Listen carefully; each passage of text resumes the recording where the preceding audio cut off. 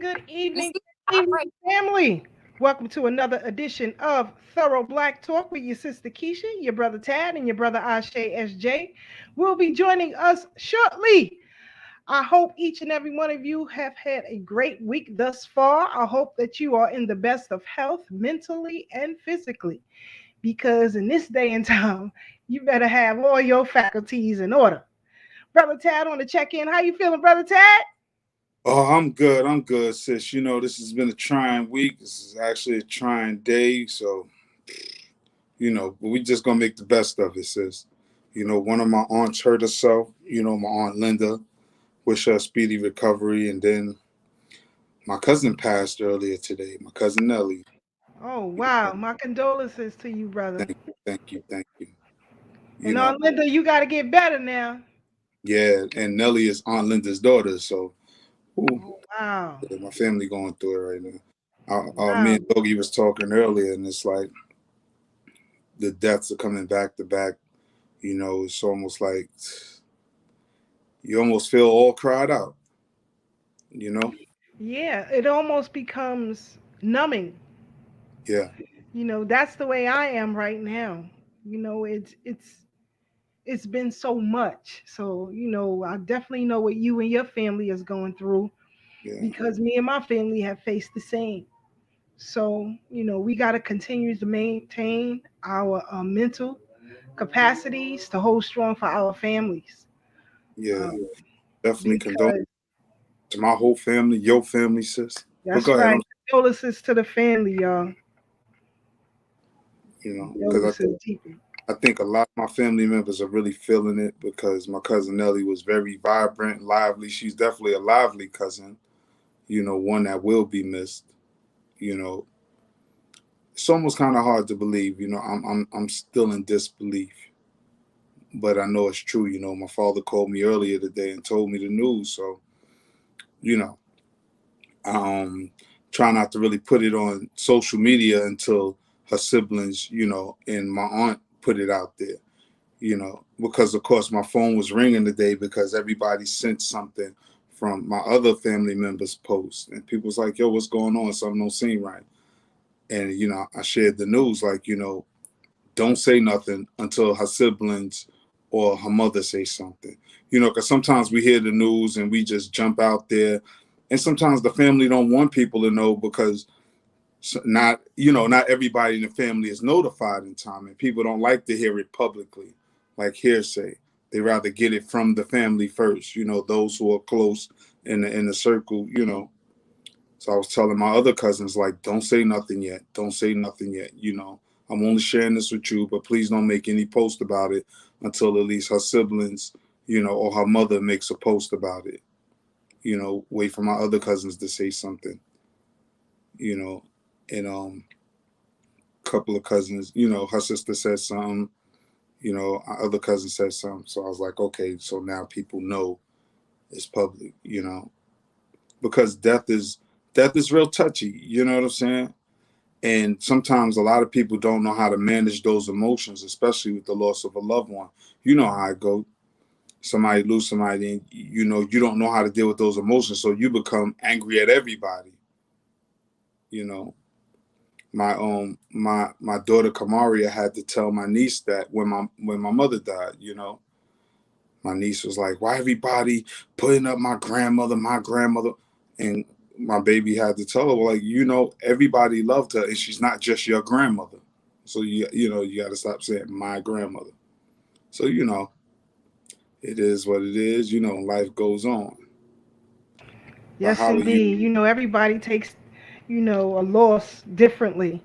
And so that's why I just stay back and deal with it the way that I deal with it and allow others to do the same. You know what I mean? Yeah, Because, as you and I and Brother Ashe, Brother Black speak many times on this platform, so many families are disjointed. So many people are disconnected from their families. And you have, a lot of these folks who are jumping on these YouTubes and podcasts and, Twitter spaces and the like. And you have to ask the question, where the hell these people come from? You know, who are they family? Who know you outside of social media? Who the hell knows you? And it's um very disturbing, I would say, these days to see so many people who are disconnected. So they can't feel a loss the way that you feel a loss, right. or understand what your family is going through and allow people to grieve in their own way because they just joined it from the community. They just joined. They ain't got that family connection that you and I have. You understand? Unfortunately, so they don't see it the same way. Yeah, But I always say, whether you go to our families or you go back to the streets, our resumes reign supreme. So just knowing that, your family and how y'all move, everything will be all right. Everything will be all right, brother. yeah. You know, sis, and that's what I know to be true. You know, um, just the other day, I was looking at a picture of my mother and my other cousins that transitioned, and I smiled like, you know what? They're all together chilling, you know, and everything will be all right because I can feel the spirits working on the other side, putting things in place, you know, aligning things up properly for me. You know, when it gets dark, you know, somehow something comes through when it looks as darkish, you know, so I'm all right. I'm all right, you know. That's what's up. So, and thank you for everyone sending Brother Tad your condolences in the chat. We appreciate that. We definitely appreciate that because even here on Thorough Black Talk and OG Wisdom Podcast, it's a family, atmosphere. That's how we approach the community, which is why the community embraces us. You know what I mean? And shout out to young Melanick. He called me and Brother Yeah, Tad yeah, yesterday.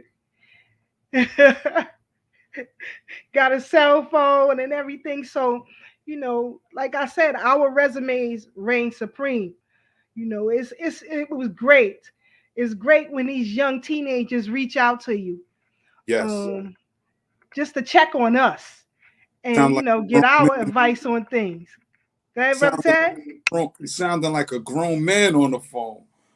I was like, yo, he's like, hey, brother Tad, it's mentally. It's like, wow, wow, just amazing. And I think of a conversation we had, because the brother's sharp now. Thinking a conversation we had before we took the children to see Black Panther. Remember, we took all the children to go see Black Panther, and he said, "Brother Tad, should we be going to see that movie?" He said, "You know, it's funded by white people, and they're always trying to be the saviors." I said, "Well, little brother," and I love Menelik to life. I said, "Little brother, let me tell you something. One thing about being a smart black man is you got to do the research yourself. I know whoever told you that told you out of love and concern. I said, but sometimes you got to do the research yourself." And when we went to the movie, he sat right by my side and couldn't take his eyes off the screen. And I said, "How'd you like the movie?" He's like, "I loved it." I said, "Was it good?" "Yeah." And he's already familiar with a lot of African symbols and cultures. So we didn't see too much of what people thought it would be, though it was there, not to the magnitude of what people would believe. and you see more African culture than anything, you know. And in this life, we know you only find what you look for, you know. You look for yourself in history, you'll find yourself in history. You look for yourself as being oppressed, you will be oppressed. You know, it's very touchy and dicey, and this is why it's important that we have these conversations to help free our people mentally. Because, like I explained to the young brother, whoever told you that, they wanted the best for you. But in this life, you got to do your due diligence, you know. So now, when he went to school, he was able to join the conversation about the movie and give it from his African centered perspective, knowing what a lot of that stuff meant. Had he not saw it all, you know. So shout Yes, out to indeed. brother mentally. And And Haru. Can't leave out Haru. we can't forget Young Heru, because I heard him in the background sounding like a big boy. And we've known these guys since they were babies. Yes, yes. So, and for all of y'all, whoever came through the UAM, you know exactly who we talking about. And shout out to Sister Crystal Yes, as shout out well, to who was their mother. the Crystal, yes, who's doing a Um, good job with them boys, young men, yes, them yes, young indeed. men doing Yes, excellent. indeed. Yes, indeed, brother. And you know, like I said, our connection, you know, sometimes we get tired. At least I do. At least I do.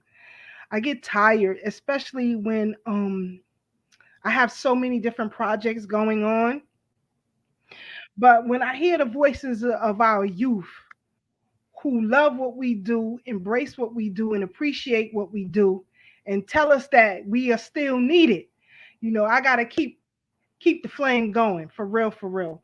So I want to thank them too for re-energizing me yesterday on the phone with them, because when I spoke to him at first, when I got the call, actually I was en route. I was on the subway coming back home to Brooklyn, and get the call. I'm like, "Who's this?" And he says, "Me, Melanie." I said, "Melanie, Melanie." He said, "Yeah." I thought he was one of my great nephews or something. I'm like, "What the hell?" But yeah, you know, it was just the shocker. You know, they're growing up, as you said, to be young men, and always wish our babies out there um, the best, for sure, for sure. So, family, we got a lot to discuss tonight. Brother Black and Brother Ashe will be joining us in a few.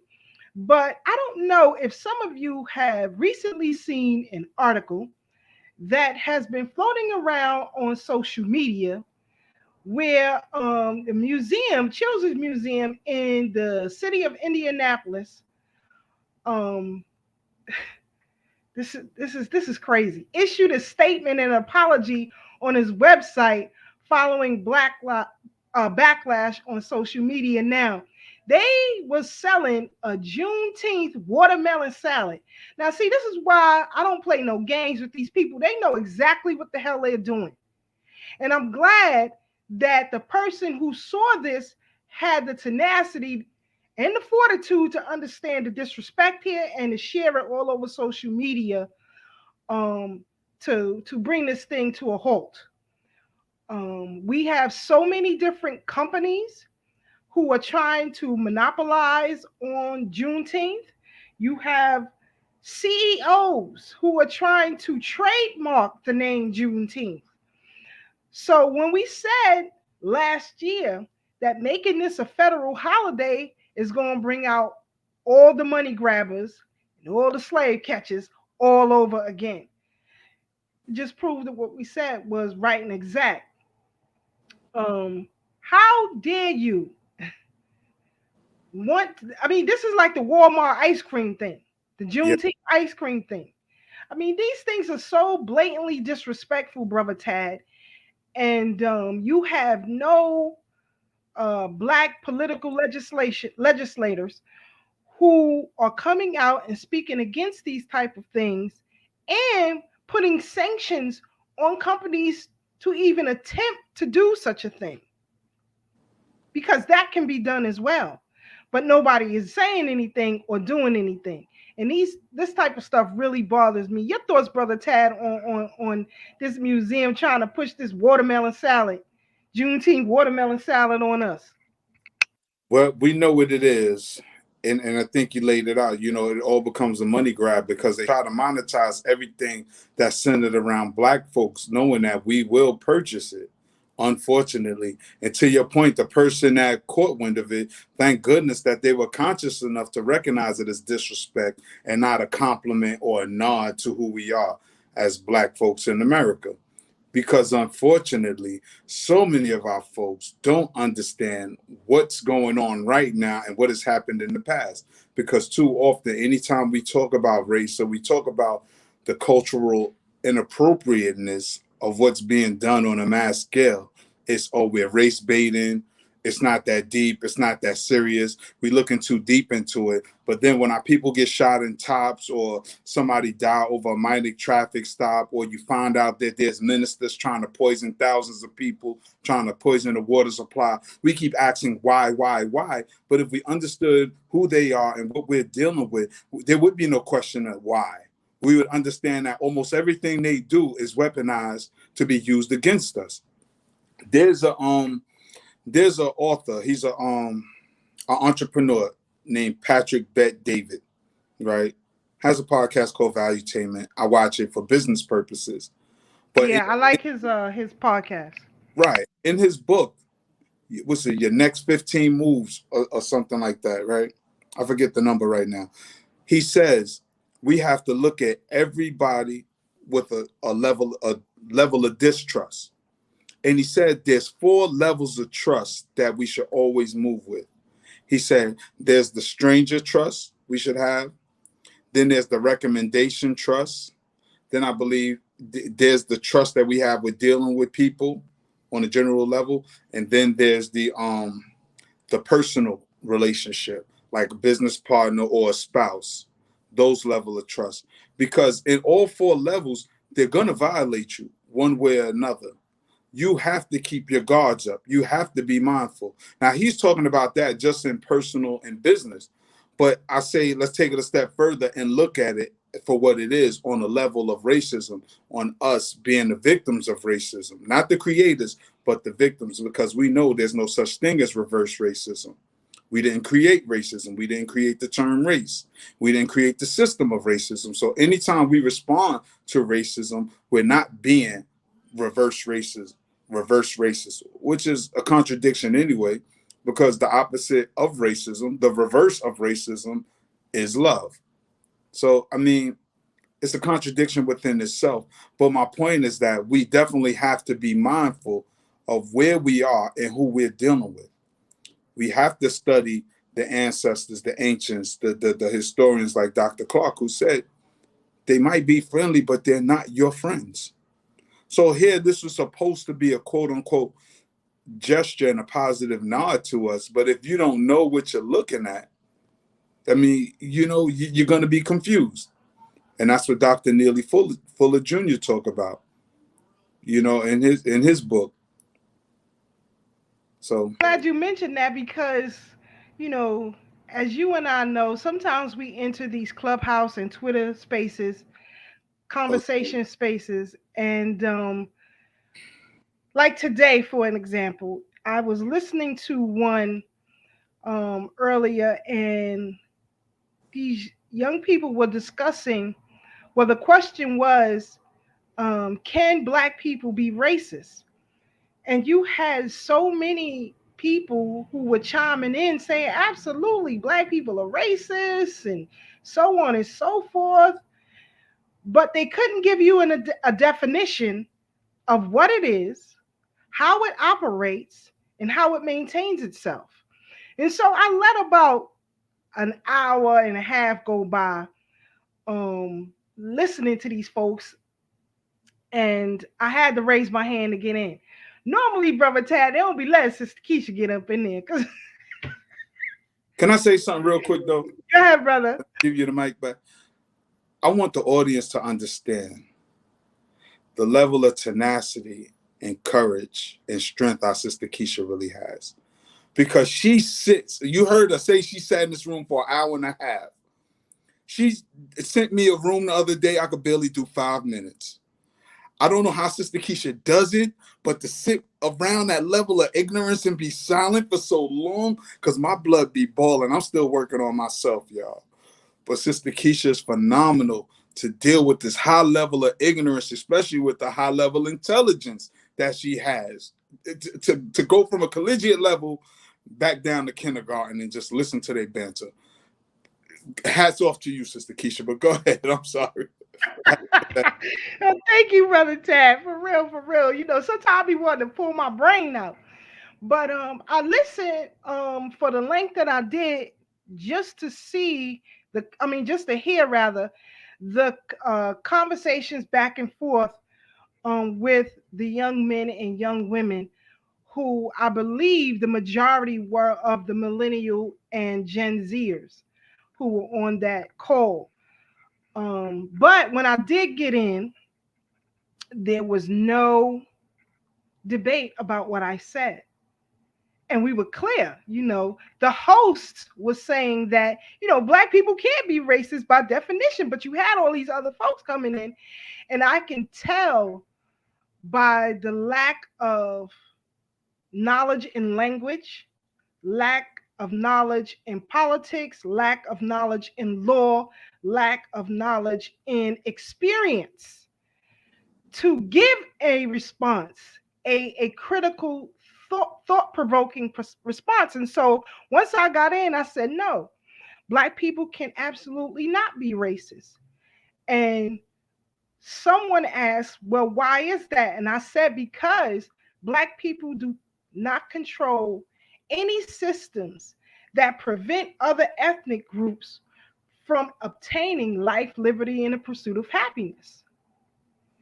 You can have millions of black people who own businesses, but they don't control systems in this country. And so I was saying to them, based on the conversation that I'm hearing, you guys are confusing racism with prejudice. Now, you do have black people who are prejudiced. And based on history, black people should prejudge every instance that they come in contact with, or every situation that they come in contact with, just based on history. And when you allow history to be the guide, you will never go wrong. Now, one young lady, she was saying that she lives in the deep South, and she lives not too far from a trailer park community, I guess it's called. And she said one black young man who lived down there rides around with the Confederate flag on his truck. He calls himself a Confederate, says that those are his peoples, and so on and so forth. And I said, and then she started to go on about how certain groups or certain black people treat one another. So I said, thanks to the great scholarships of our esteemed educators and elders who came before us, there is nothing to discuss. I said, Dr. Leonard Jeffries explained this perfectly in 4 words, that black people suffer from a shattered consciousness and a fractured identity. So that is why this young man behaves the way that he does. However, of all of the callers who were calling in, I was the only one who was able to stand firm on their square with a definition and an understanding of what the difference of the 2 words mean and how we approach each other.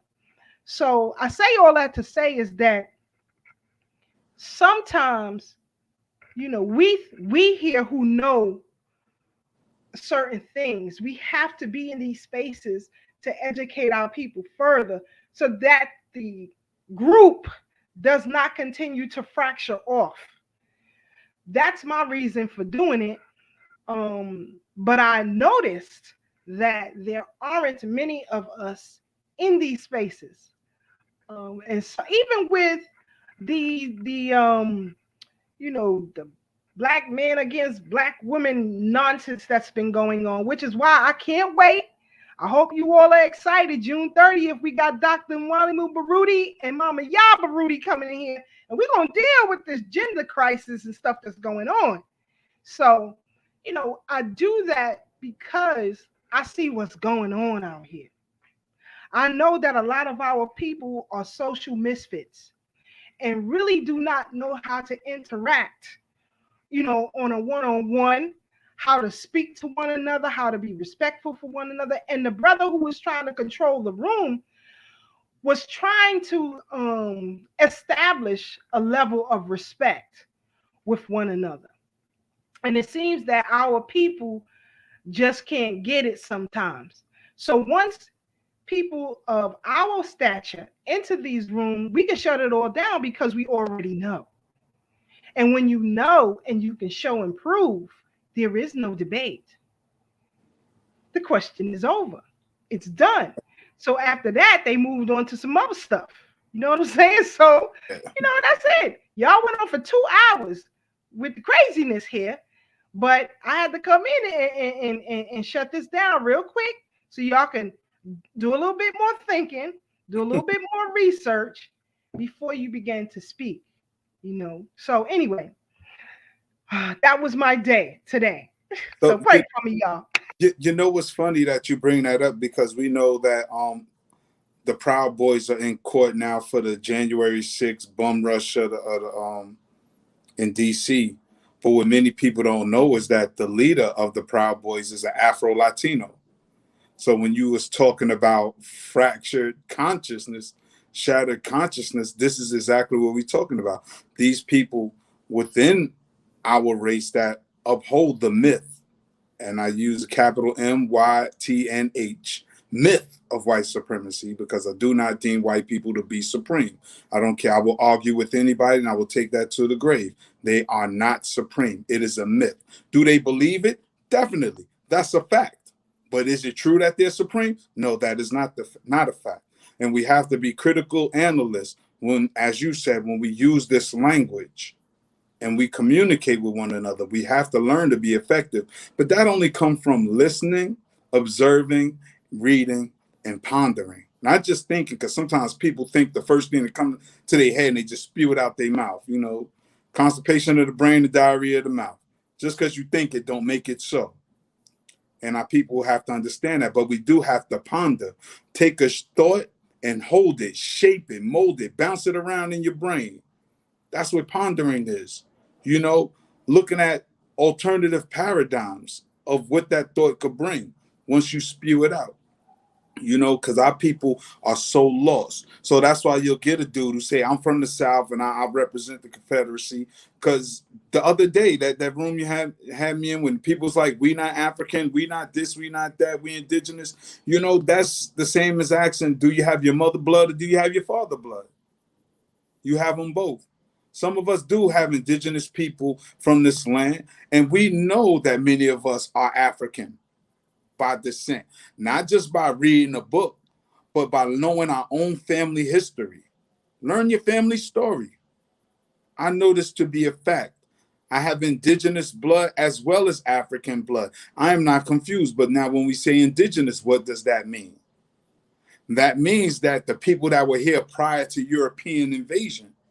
And we should know, if we're so smart, if we're so inclined to be intelligent, we should know that this was already a multicultural place that didn't just have quote unquote Indians. It had a bunch of other people, non-Europeans. So Africans were here. Black people were here. You could read Dr. David Imhotep's book, The First Americans Were African.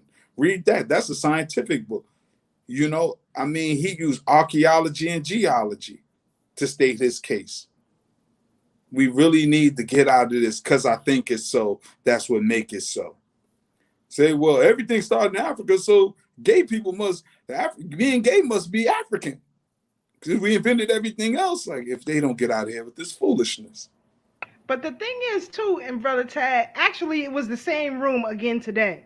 I can imagine. But anyway, when you look at other groups, right? Because I'm in other rooms too, white aggressionist rooms. I'm everywhere. I'm everywhere. Trust and believe that. Because when I want to give you all information, I can prove it. I've been there. Listen. But anyway, you have other ethnic groups who also have community rooms or what have you on these Twitter spaces, Clubhouse, and whatever, Instagram, whatever. But they don't have any confusion about the power of whiteness in America. Right. I was in a room a couple of weeks ago, majority Europeans, white folks in there. You had Jewish folks in there, Greek folks in there, you had Arab folks in there, all of them, listen, all different ethnic backgrounds, but they were on one accord as it relates to, because this was a group about immigrants. They were on one accord about immigration. There was no rift about immigration. They didn't ask, well, you came from Ireland, but you came from Italy. It was no rift like that whatsoever. It never is. They are on one accord. Now, behind closed doors, they will go at it. Trust me. I've been in some spaces, they will go at it. But on Front Street, they're on one accord. It seems with Asian groups, if you go on Twitter, there's a group, they meet every other Monday. They be talking about AAIP stuff and so on and so forth. They don't worry about. I'm sorry, what's AAIP? Asian Islander Pacific, whatever. But okay, anyway, okay. They I never heard in this space where you're Japanese, you're Korean, where you're Chinese. You know what I'm saying? It was none of that. It's only in our spaces. And that's because, as I said today, so many, the great Dr. Leonard Jeffries already made it plain, or suffer from a shattered consciousness and a fractured identity. You have to be on one accord as it relates to Urugu, point blank, and the period. One accord as it relates to the AARP, LGBTQ, whatever else alphabets they put out there. You understand? In order for us to do that, you have to put tribal differences to the side. Black people around the globe have not figured that out yet. It is our Achilles heel. You got people on the continents. I'll be in these spaces. You got people on the continent. Well, he's Nigerian, he's Ghanaian, and he's Kenyan, and so on and so forth. And they don't know what they're talking about. Listen, all of y'all under the foot of Urugu and the Asian community, you can't say nothing about each other. Even in your own spaces, you ain't even owning that.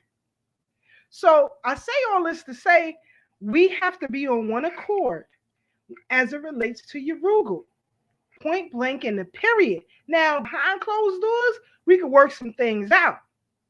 But while we out here trying to identify who we are as this reparations movement continues to move forward, and there's some shenanigans that I was just reading about in California, but it missed a lot of people because they are not on one accord and you don't understand. So anyway, recently, yesterday or the day before, you had a congressional hearing or meeting, and they had people from the community come out and speak about gun violence. Now, Black mothers have always been cannon fodder for the Democratic Party. In fact, if you remember the last election, when Hillary Clinton was running primary, she tried to come up with this Mothers of the Movement stuff until Samira Rice shut it all down. Black women have always been the crooks to lullaby the community to sleep as it relates to political progression. And so yesterday, there was a hearing, and you had a couple of mothers give testimony about their children losing their lives or being hurt via gun violence. One mother son was shot in Buffalo in a recent shooting that happened here in New York. Another mother lost her son to random gun violence and lost his life. Now, I want you guys to hear the differences of the two testimonies. The first mother, she talks about not having so many gun laws, that Black people should learn to arm themselves and to protect themselves. And she teaches or trains Black people to protect themselves or arm themselves. Then you had another mother who was asking for stricter gun legislation. But the historical reference that she led with was right and exact. It was the tail end that was the problem. So I'm going to play this, guys, for you, and then we'll come back and we'll discuss it. Hold on a second.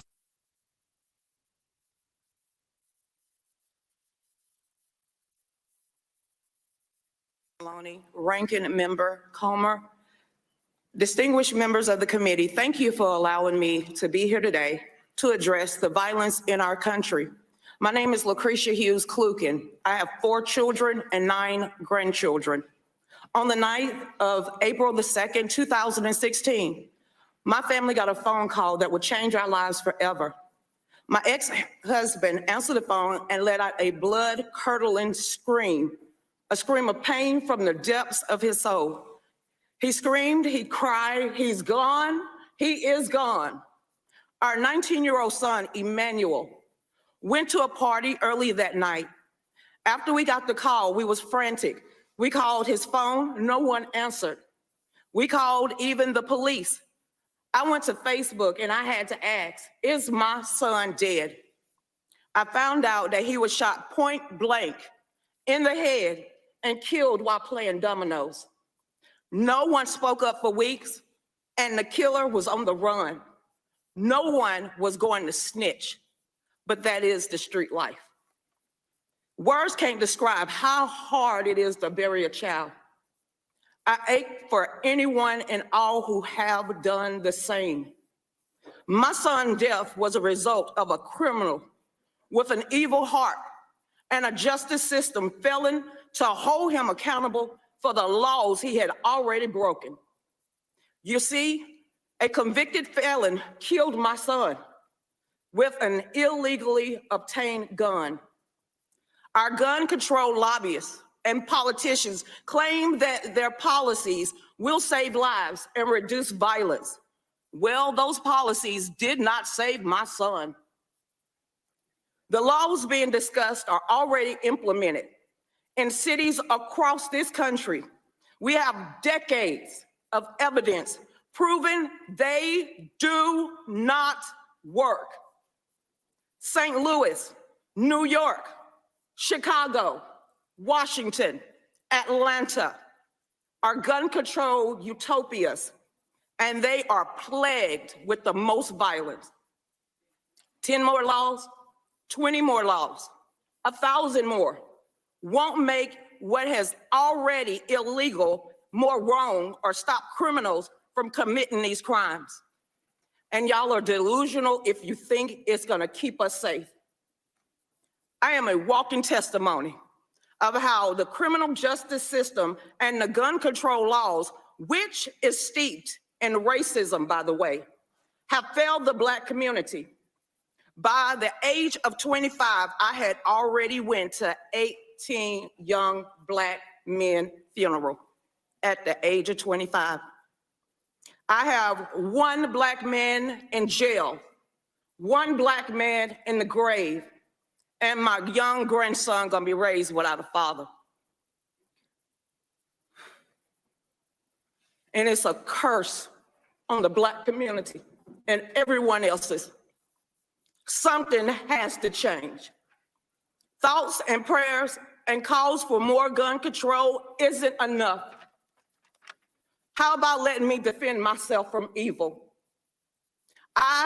You don't think that I'm capable and trustworthy to handle a firearm. You don't think that the Second Amendment doesn't apply to people that look like me? Who and you who would call for more gun controls are the same ones that are calling to defund the police. Who is supposed to protect us? We must prepare to be our own first responders to protect ourselves and our loved ones. I am a legal, law-abiding citizen, and I don't need the government to save me. I teach people how to use a firearm. I empower others to look at me to understand the Second Amendment is their right. I am a proud member of the DC Project, Women for Gun Rights. We believe that education is the key to safety, not ineffective legislation.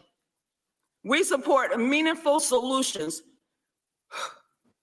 that will actually save lives. We support the Safe Student Act, HR 7415, which would immediately make schools safer.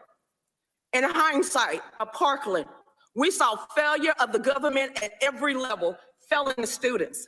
Students saw something and they said something, and the school did not act. Police were called to his residence over 30 times, and they did not act. And finally, the police did not go into their school that fateful day and failed to protect those kids. We need to secure our schools, and we gotta secure this building, or like y'all do. What's the difference? We call on Congress to ban gun-free zones, fund nonpartisan firearm education programs like Kids Safe Foundation and non-governmental mental health organizations like Hold My Guns. And in closing, I claim that nothing in these bills do anything to make us safer or address the mental health crisis in this country. Despite living with the heartache of losing my son on a daily basis, I believe it is our God-given right to defend ourselves from any act of violence. Making it more difficult or even more expensive for me and people that look like me and other law-abiding citizens will not make us safer. It will embolden the criminals. Gun owners are not the enemies, and these gun control policies are not the solution. Thank you.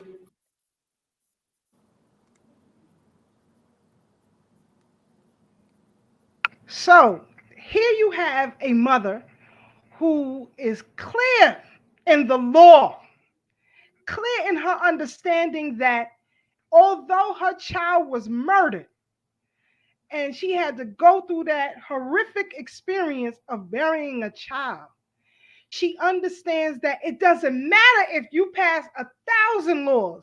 You can't stop people from doing what they want to do with firearms. Two, she made it point blank, period, and clear that these new legislations do nothing but criminalize Black people. She also talked about firearm training being a must in the community. She also recognizes that it is not the responsibility of law enforcement to protect you, but as citizens, we must protect ourselves. Brother Tad, your thought on that piece?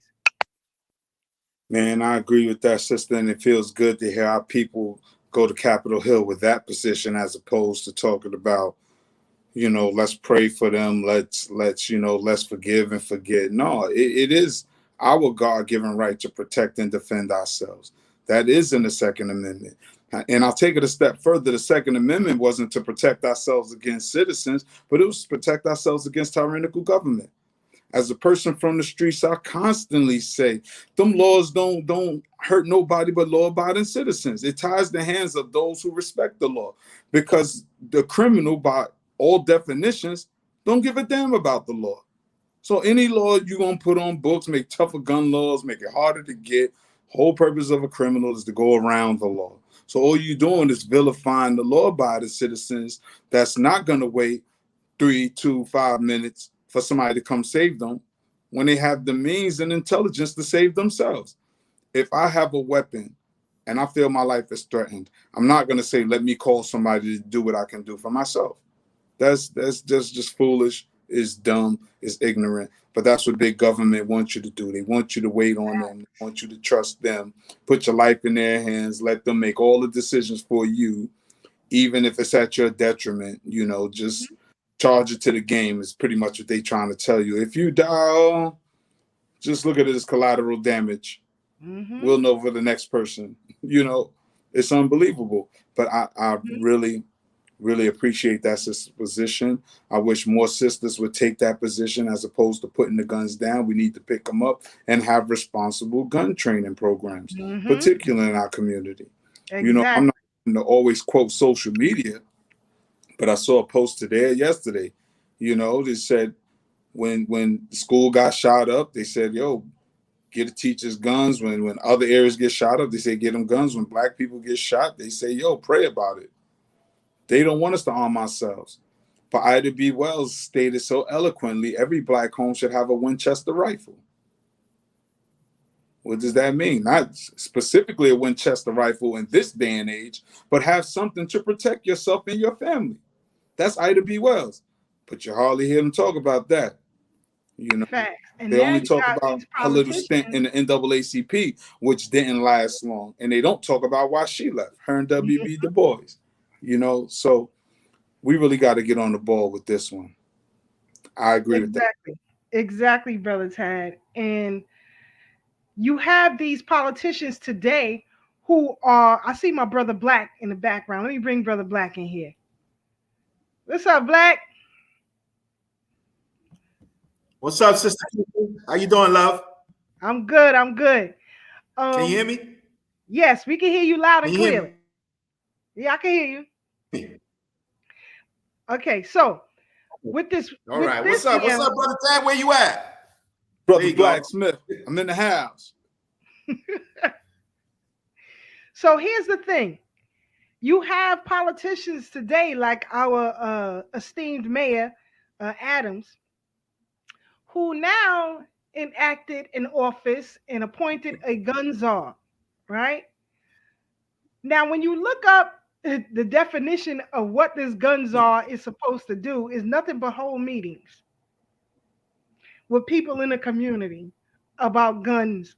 This is crazy. And you don't have, I mean, and while he's doing that, criminalizing the race, which is deeply disturbing, because me, you, and Black on this platform tonight, both of y'all wearing New York hats, could be city gang members now, or black identity extremists, or whatever. I'm saying this to say, so what? You know, continuing to vote Democrat and think that's going to be your pie in the sky or way to freedom ain't going to work. Now, I want you to listen to the difference of another mother whose son was shot in Buffalo a couple of weeks ago.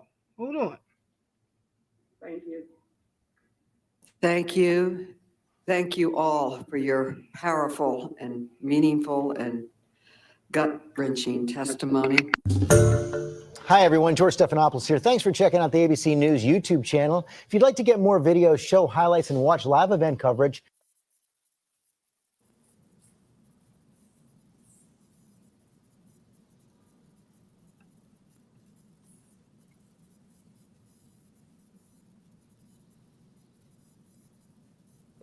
I don't know. Something happened. I got to go back and reboot it again. But the other mother was talking about adding more gun legislation because of what happened to her son, and no one needs to have an AR-15 or so on and so forth. And I totally disagree with that. I do agree with the premise that she was saying that this country was built on the backs of African people, built on Yeah. the backs of our people, and our blood is drenched in the soil of this nation. And this nation was founded on racism and still operates on racism. She was right and exact on that. Is this the sister that said we were the first currency here in this Yes, country? yes. Yeah. Uh-huh. Yeah.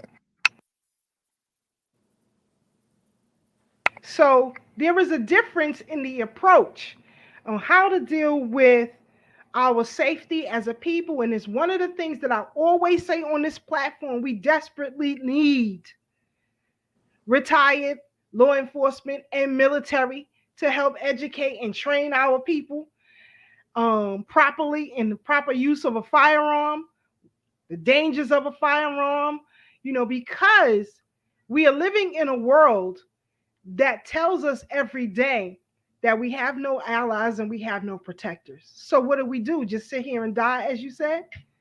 Just wait for the next one to die? That's ridiculous.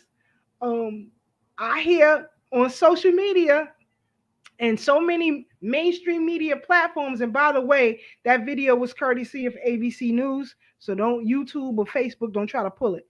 But anyway, you have people who are saying that that we can't progress in this nation without it. And that is problematic, Brother Black.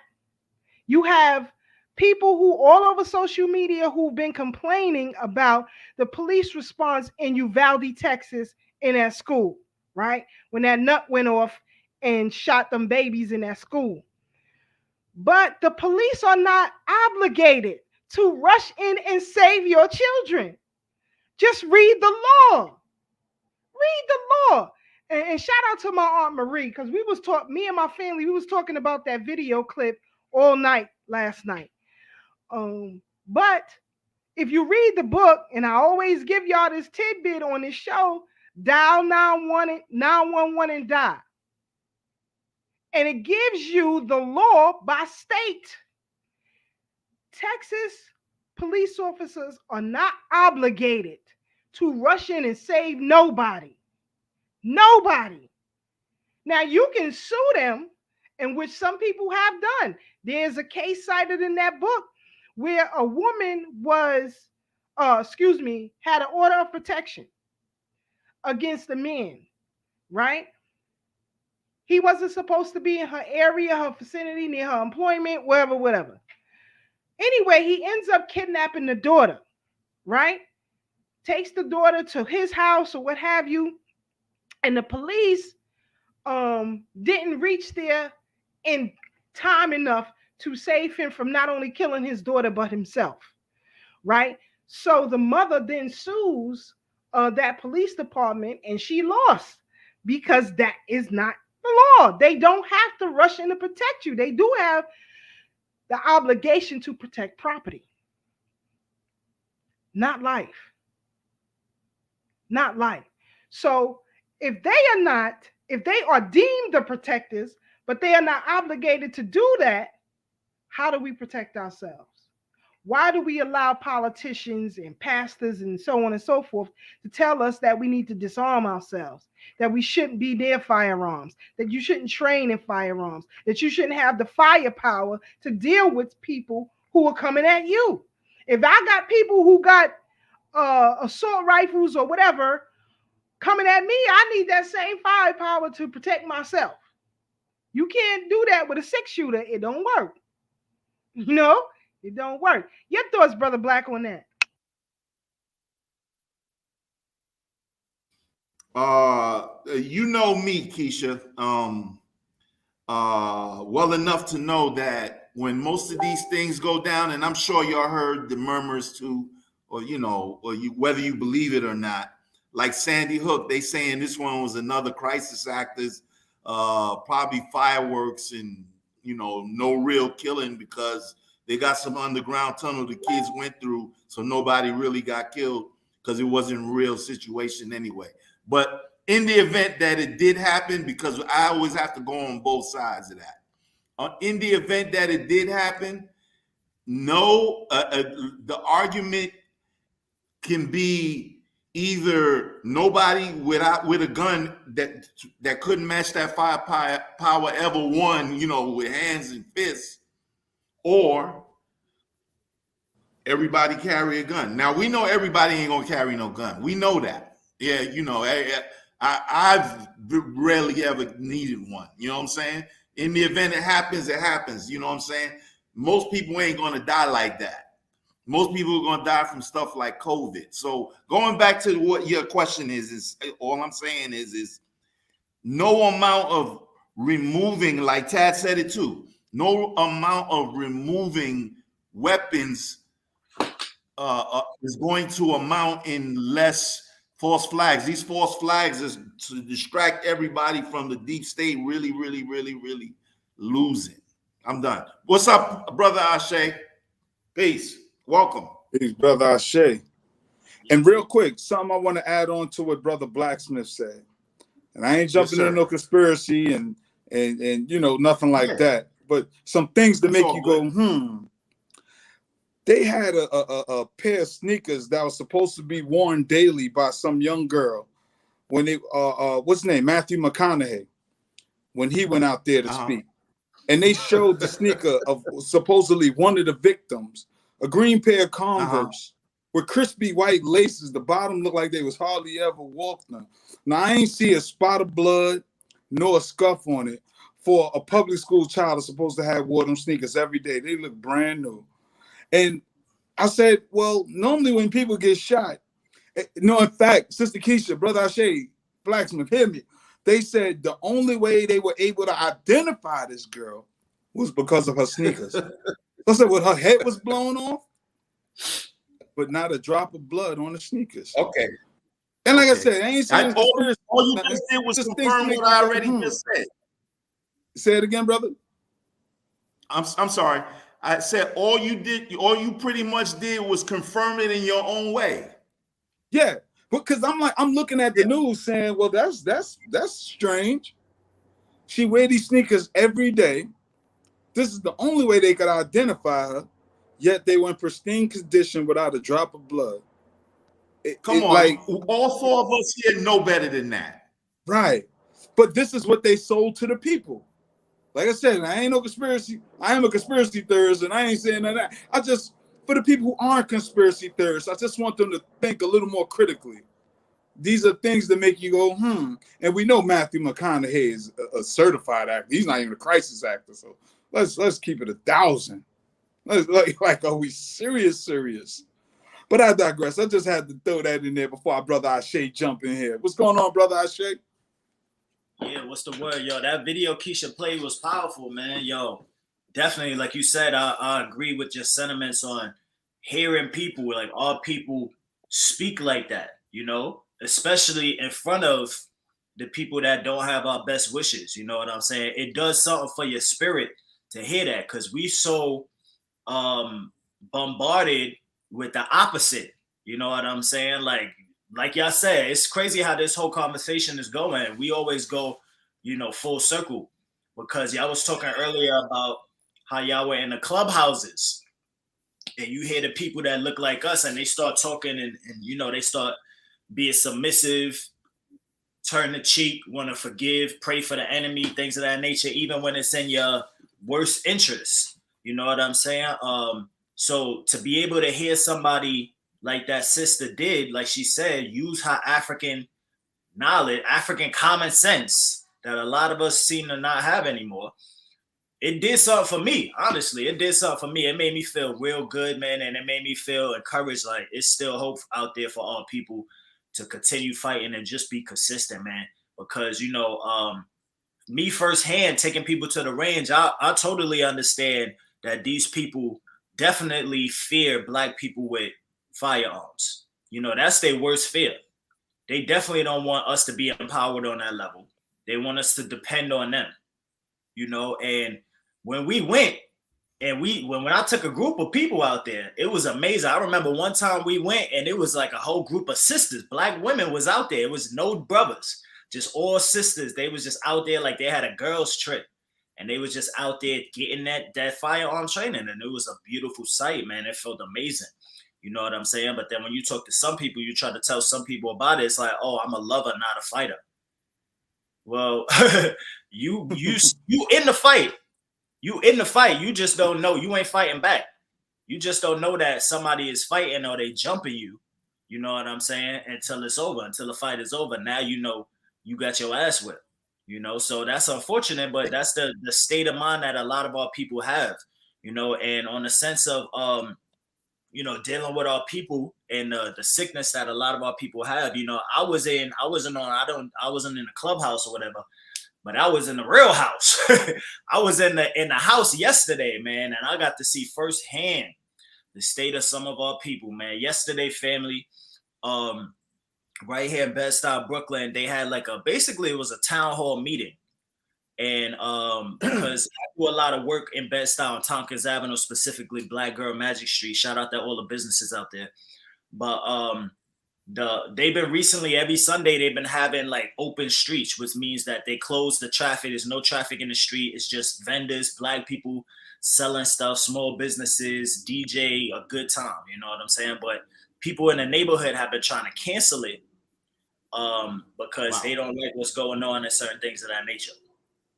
But somebody put a sign out and it had some hostile language, and they went all over the neighborhood and started posting this sign saying, oh, let's stop this immediately, blah, blah, blah. So the first thing I thought of, I'm like, damn, unfortunately, I already know it's one of us that posted that sign. Because you would think that it's the enemy that say that, but the enemy has done such a good job brainwashing us that we are doing the enemy's work for us. So when we go in these spaces like Clubhouse or you know, wherever you at, where you would think even the topic of the discussion is something about Black consciousness, we still water down and we still don't even understand the true position and the angle of the assault that's coming against us. So we still end up doing their work, even in so-called quote unquote Black empowerment sessions. You know, so this town hall meeting was called because some elders in the community, Black people, wanted to cancel it. You know, and it was very disheartening. It was very interesting to just be in that room and that environment with all these Black people. And of course, the person that was mediating the town hall meeting was a white man. It was the police commissioner or something like that. He was the commanding officer. Sorry, he was the commanding officer.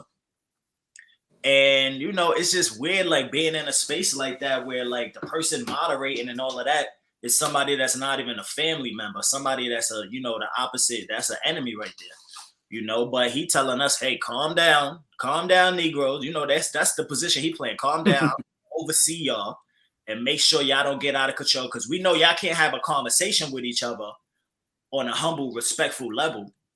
Y'all can't settle y'all own differences. So let me come in as massa and step in and moderate this for y'all. So that's what his position was. But it was just really disheartening and sad to see, the first person that spoke up, it happened to be this Black man, and he was the one who created the sign that wanted to cancel everything. And he went on this whole tangent.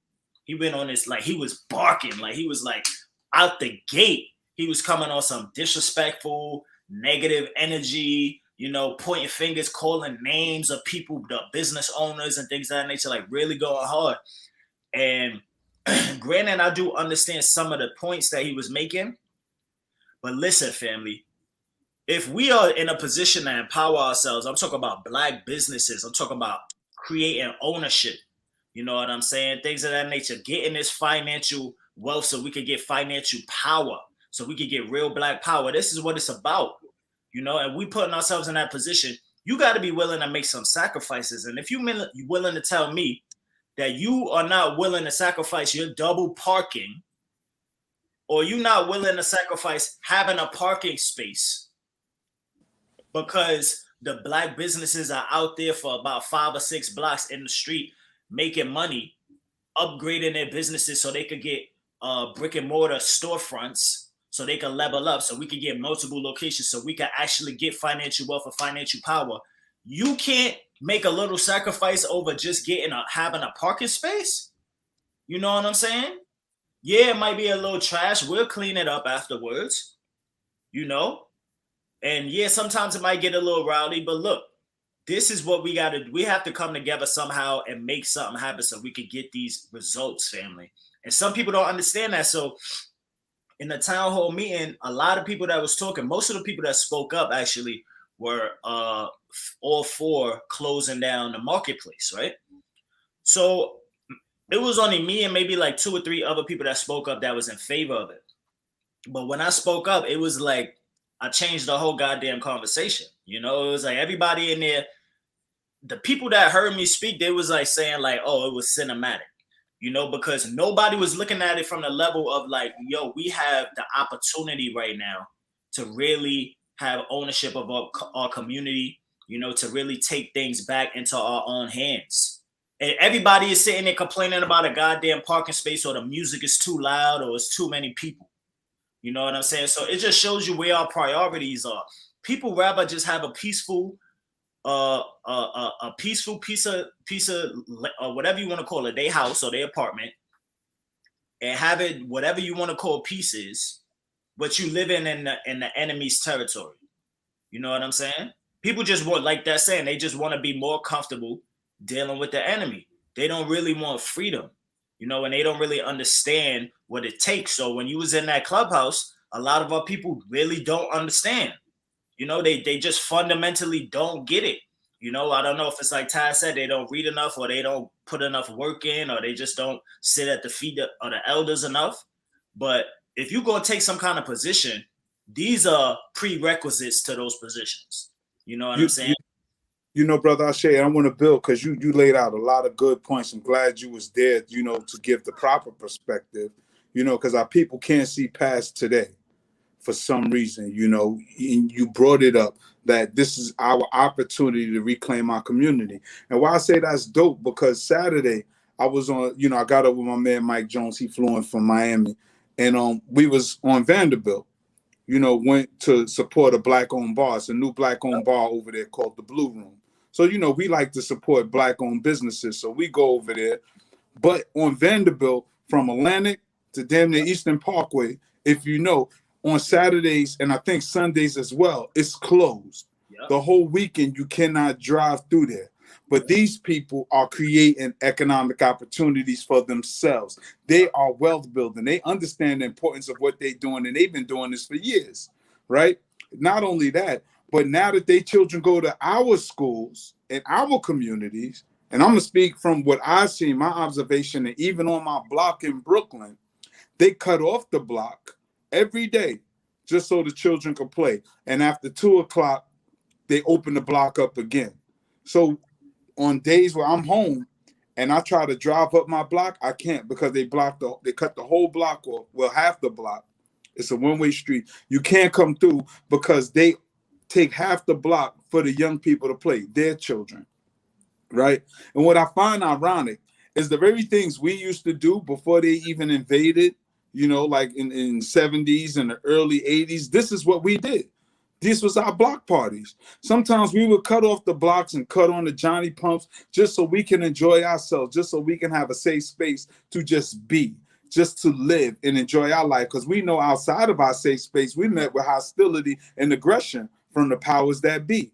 But I find it ironic that so many elders who's from that era and generation don't see the value in what the new younger people are doing to reclaim a black economic structure, as opposed to talking about we need black businesses. And once we get it, they want to complain about it. That's one problem I have with, as you like to call them, Ashe, regular black folks. You know, I like that term, regular black folks, because they always find something to complain about. And then when people are implementing solutions, everybody want to discourage it. But here's the caveat. You want to complain about crime in the community. You want to talk about young people just hanging out. But here people, black people, are trying to put business infrastructures in place so we can hire our children and get them off the street. And you got a problem with that over a damn parking spot. Are we serious? We don't see the value in valuable things. And we try to place value on things that can be easily replaced. A goddamn parking spot? Are we serious? But I digress, Ashe. I just had to build off your point. Right. You know, and it's funny, it's funny you mentioned that, because we actually did bring up Vanderbilt. And not only that, but the many other open streets you know, that are happening throughout the city. It's like 200 different open streets in the whole New York City. You know what I'm saying? So these people are complaining about stuff that every open street has to deal with, but they deal with it fine and they successful and they've been doing it for years and years and years. Mind you, this is the second year that this is happening, and they already got a call for a goddamn end of the meeting. When this is the only, first of all, this is Tama, if y'all haven't heard about it, they were recently brought up on the Breakfast Club. And it went viral on TikTok. Tompkins Avenue is the biggest thing that's happening in Brooklyn right now. That's how big it got. What's the biggest thing? Say that again. Tama. Tompkins Avenue, yeah. Tama stands for Tompkins Avenue Merchants Association. So it's basically the business association of the people that's on Tompkins Avenue. So they put together, they just basically, open streets is happening all over. The open streets was implemented when the pandemic happened.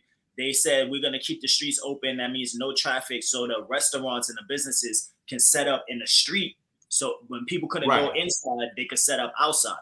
So Tompkins Avenue requested last year to have it, and they got granted approval. But you know, us black people, we do it the ill way. So we got other vendors, not only the merchants that's on the block, but other vendors are coming and doing pop-ups now with the businesses, and then we got DJs and all of that. It's turned out to be a whole vibe. That's beautiful. So now everybody is going viral all over TikTok and everything like that. It's getting a little out of control. I ain't gonna front, it's a lot of people, but at the end of the day, we just gotta tighten that up and make it better.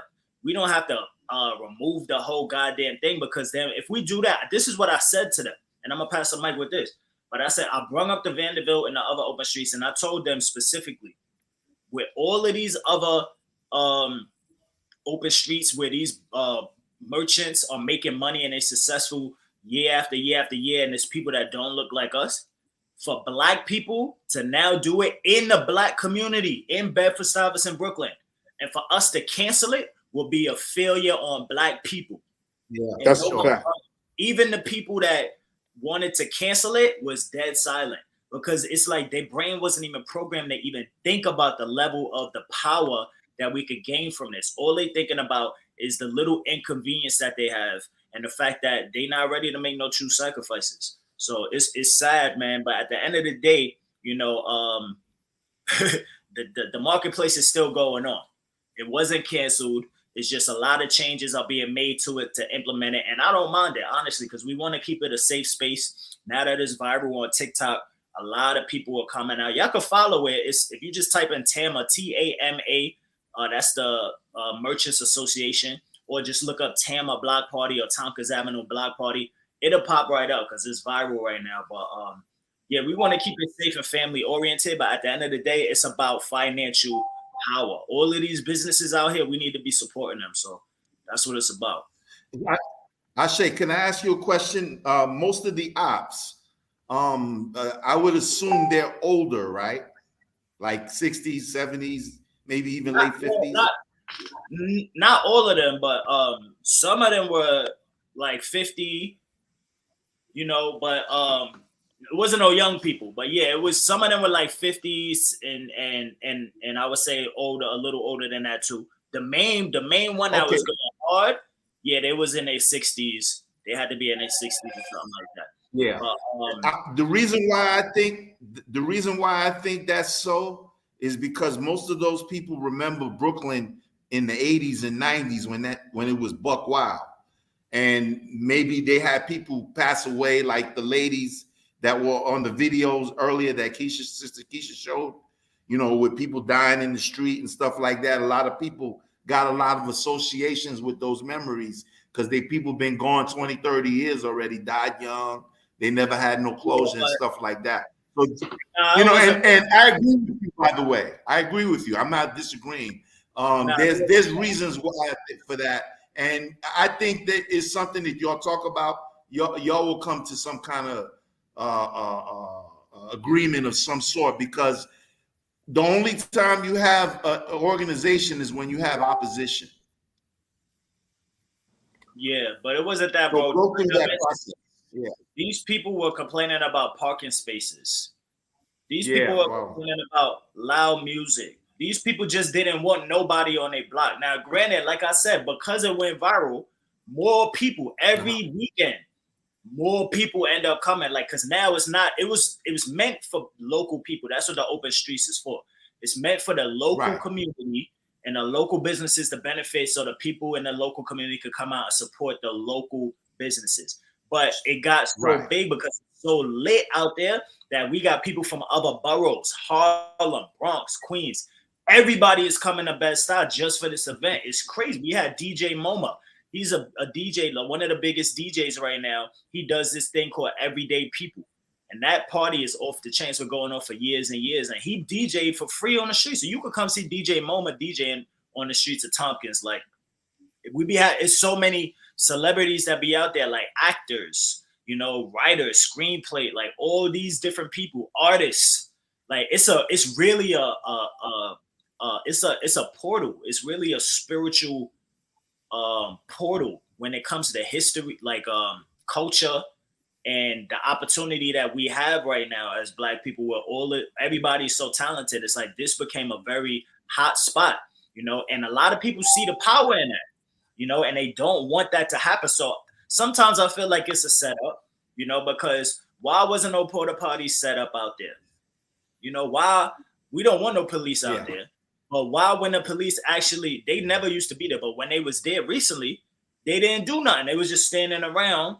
And the people that was hanging out after the whole event was over, people still hanging out, playing music and all that. Police didn't tell them to leave. They was just letting them chill and wild out and go crazy. And these are people that's not even from the neighborhood, people from all over now. So now it seemed like we getting sabotaged a little bit. You know, it's getting out of control. So I don't know. We're gonna tighten it up though. We're gonna get it together. I feel it's a bunch of crybabies. It's a bunch of crybabies, and you need to sit your little behinds down and let people live.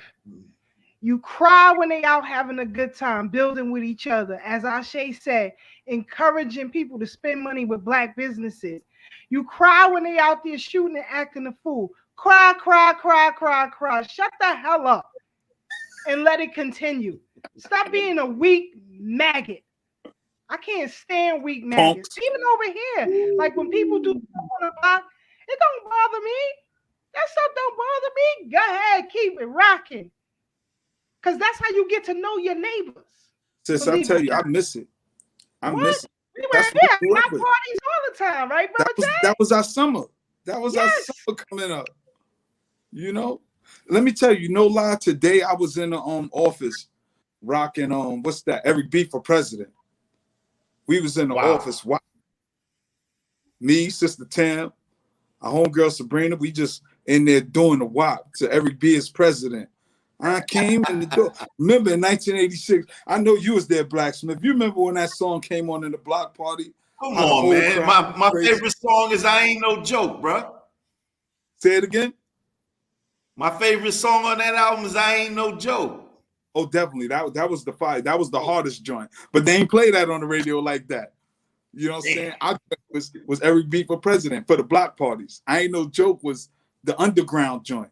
You know, I was trying to explain that to people because, see, being this is Black Music History Month, and I don't want to get away from that too. We got to remember that a lot of music was the soundtrack to our life, and we were there during the inception of hip hop. We were there when it became the cultural phenomenon that it is, because it's because of us, our energy, the things we do, the way we are so vibrant, regardless of what's going on around us. We still find a way to celebrate and enjoy life to its maximum, even to our funerals. You know what I'm saying?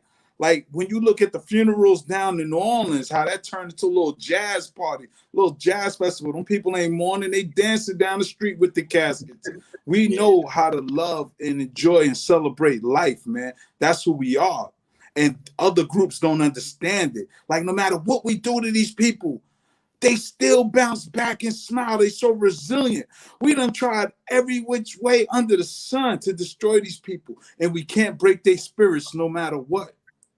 But to the point Ashe made, you know, somehow they get our folks to attack us. They put white supremacy on autopilot. Because like I was saying, those block parties was everything for us. You know what I'm saying? Especially as a kid. Once you see people moving them cars off the block and the people start sweeping in front of their house, you know it's going to be something. You know what I'm saying? You see all the older kids break dancing, doing their little battles. Remember, dudes used to grab the mic and battle. Dudes used to MC on the mic when the light go down.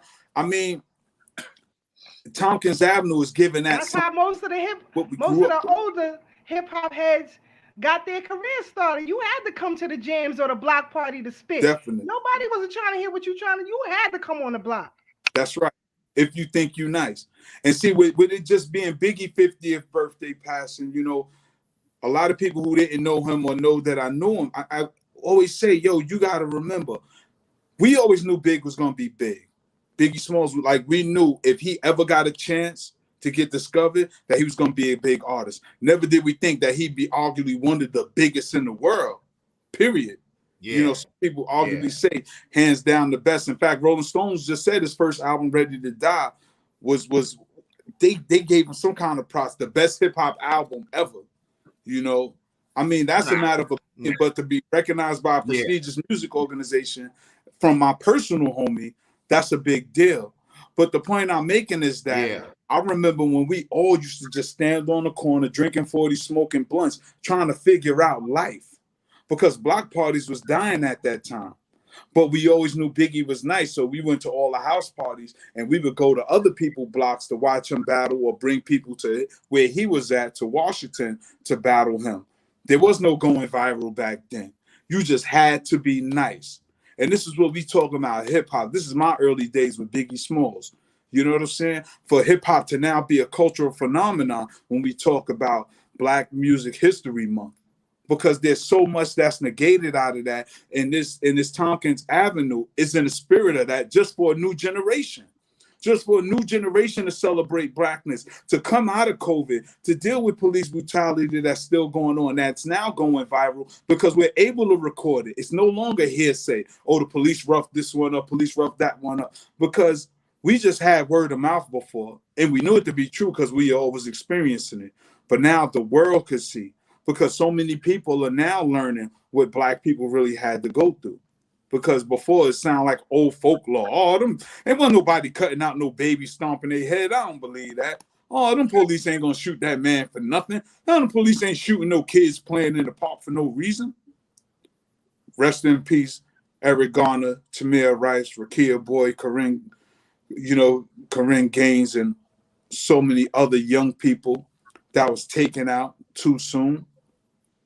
Had we not had video documentation, people would just write that off as a lie. You chipping out. And who knows how it would play out in court. Yes. Say it again, brother. What you say, Brother Blacksmith? I say you did, but I don't know if everybody else hearing it the same way. You chipping out real bad. Oh, okay. Can you hear me? On our end. Yeah, I hear you clearly, Blacksmith. But they probably, you know, the powers that be. Okay. I mean, we still don't control the multimedia communication system, so they probably like, yo, cut his mic off. Yep, he said it was a psyops. Cut him off. Word, cut his mic off. That's what they saying. They like, yo, he's warning Black, but he'll be listening. They like, yo, they telling too I much. love my brother. Cut their mics off. Cut their mics off. Remember, we went through it when we was on Blog Talk. Remember Blog Talk? They used to just kick us off. Yo, you should just hit me with an undercut. I don't know if you caught it. Yes, I caught it. But I mean, the reality of it all, and I'm now her screen goes up. I can't see Keisha now. Now I can see her clearly. You, bro. Yeah. Talk about the more he talk, the worse it's gonna get. the point I'm making is that, you know, who we are as a people, we can't forget that. And I'm glad the brother Ashe showed up, you know what I'm saying, being the young lion that he is, to bring some of this wisdom that we have and impart it on some of the elders who don't know. Because I can remember me and brother Ashe went to NYU one time to crush a group of young folks talking about the hoteps. And when me and Ashe got there, we ain't even, we was ready to go in there fighting. Not physically if we had to, but intellectually. And when we got there, we realized these people aren't even on our same mental wavelength. So we end up educating them as opposed to beating them down. Just like you had to do, Sister Keisha.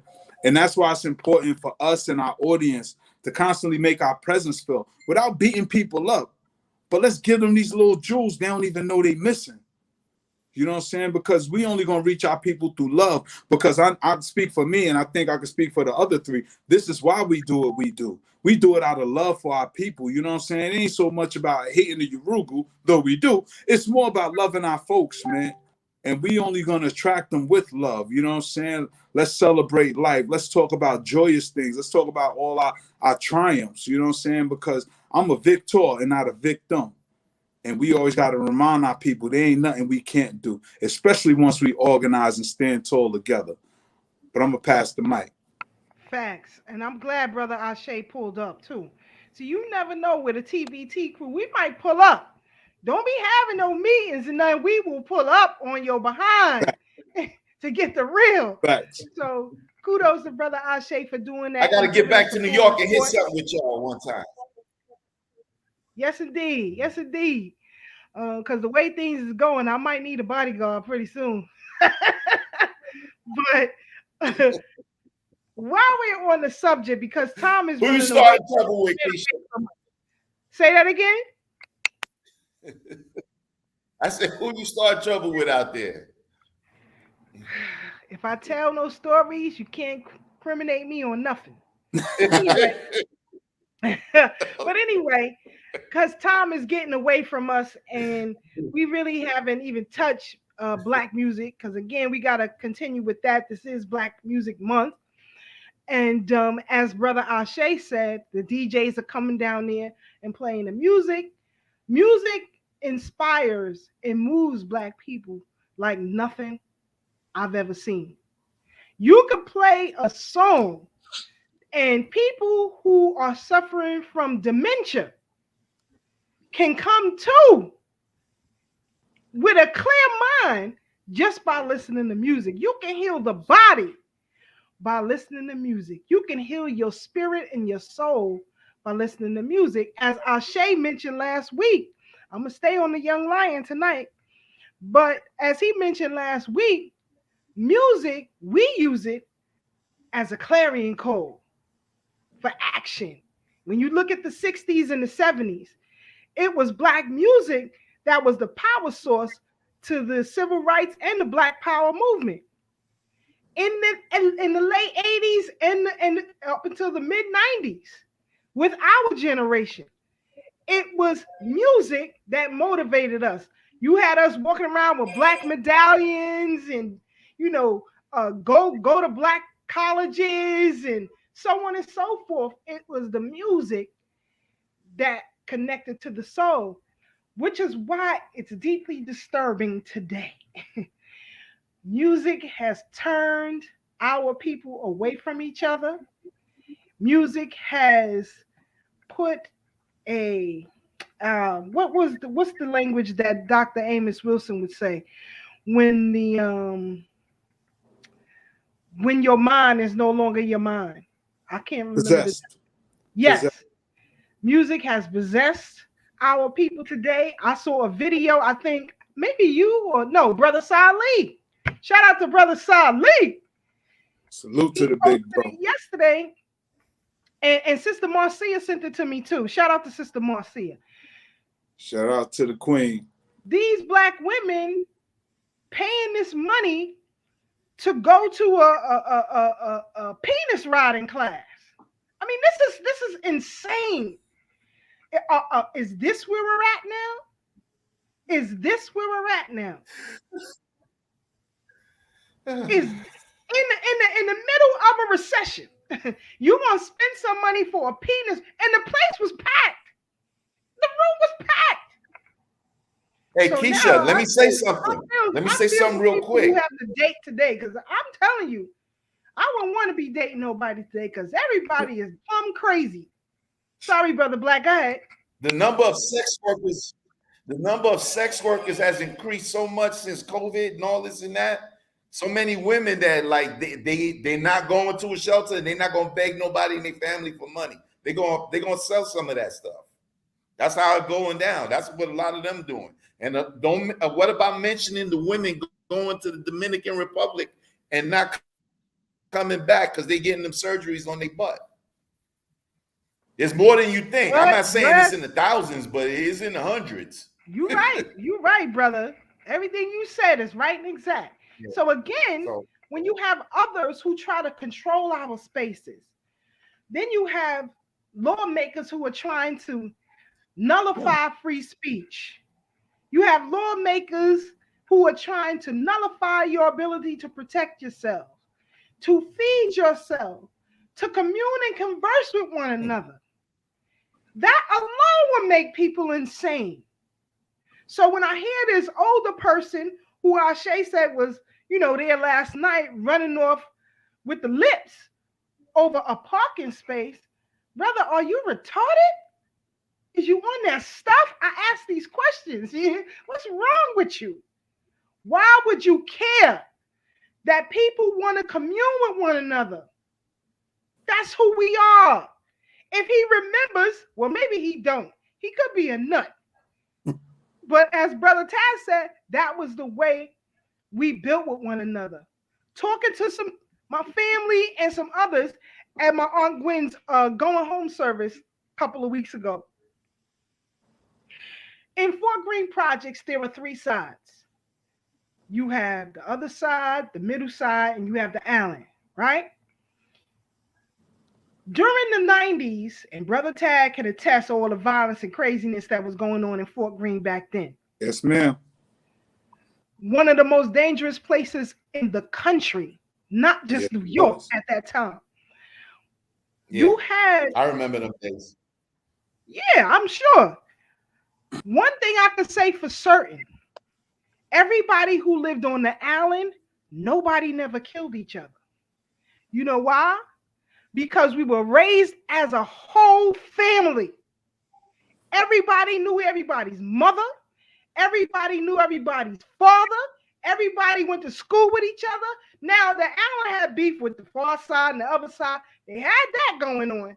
But on the Allen, nobody killed each other at all. Now, you may have some fist fights, but there was no murders.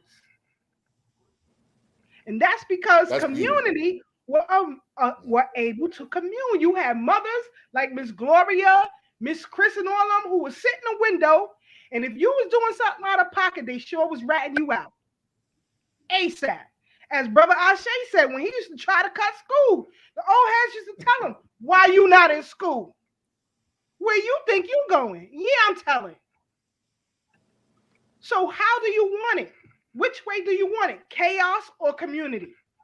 As Dr. King said, are we going to have community or are we going to have chaos? So I say all that to say is, what are some of the genres that you guys love the most as it relates to music? Me, I'm going to tell you. Take that first. Hip hop and soul. Soul and hip hop. Hip hop and soul. Those two is it for me. Of course, I love it all. I love my funk, even like a little bit of gospel, certain songs that I like, but hip hop and soul, that's it for me, And speaking of soul, like, even in terms of protest, one of my favorite albums is Marvin Gaye's What's Going On. I think that album is so powerful and spoke to the times, just on how things have changed in terms of how we dealt with one another. Because prior to that, we knew who the enemy were. We were happy to see one another just through our everyday travels. We, like I always say, we used to turn on the TV just to watch a black person, no matter what show it was, It's a show we could never watch. But if a black person going to be on, we're going to tune in to watch it because that's the level of support we have for one another. But then, once they dumped the heroin in our community, dumped it heavily in our community, and then put the pimping and the crack and all that in our community, Marvin Gaye had to ask, what's going on? Because we all were brothers at one point. You know what I'm saying? So that album, for me personally, it resonates with what went on in our hood. In fact, even Tupac said, keep your head up. I remember Marvin Gaye used to sing to me, had me feeling like black was the thing to be. Suddenly the ghetto didn't seem so rough. We always had it tough, but always had enough. You know what I'm saying? I felt that when Tupac said it because I was there. It resonated with me. But now it's almost like we're all disconnected from one another in some little fashion or something. The conscious versus the unconscious, the young versus the old, the men versus the women. Life is dark. The Willie Lynch syndrome really kicked in.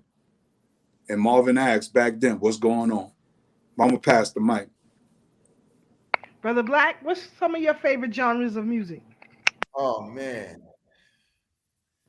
I think my favorite music ever is the same era that Tad mentioned, because what's going on is my personal favorite album of all time. A close second is Inner Visions by Stevie Wonder. Sister Keisha don't like Stevie, so be careful.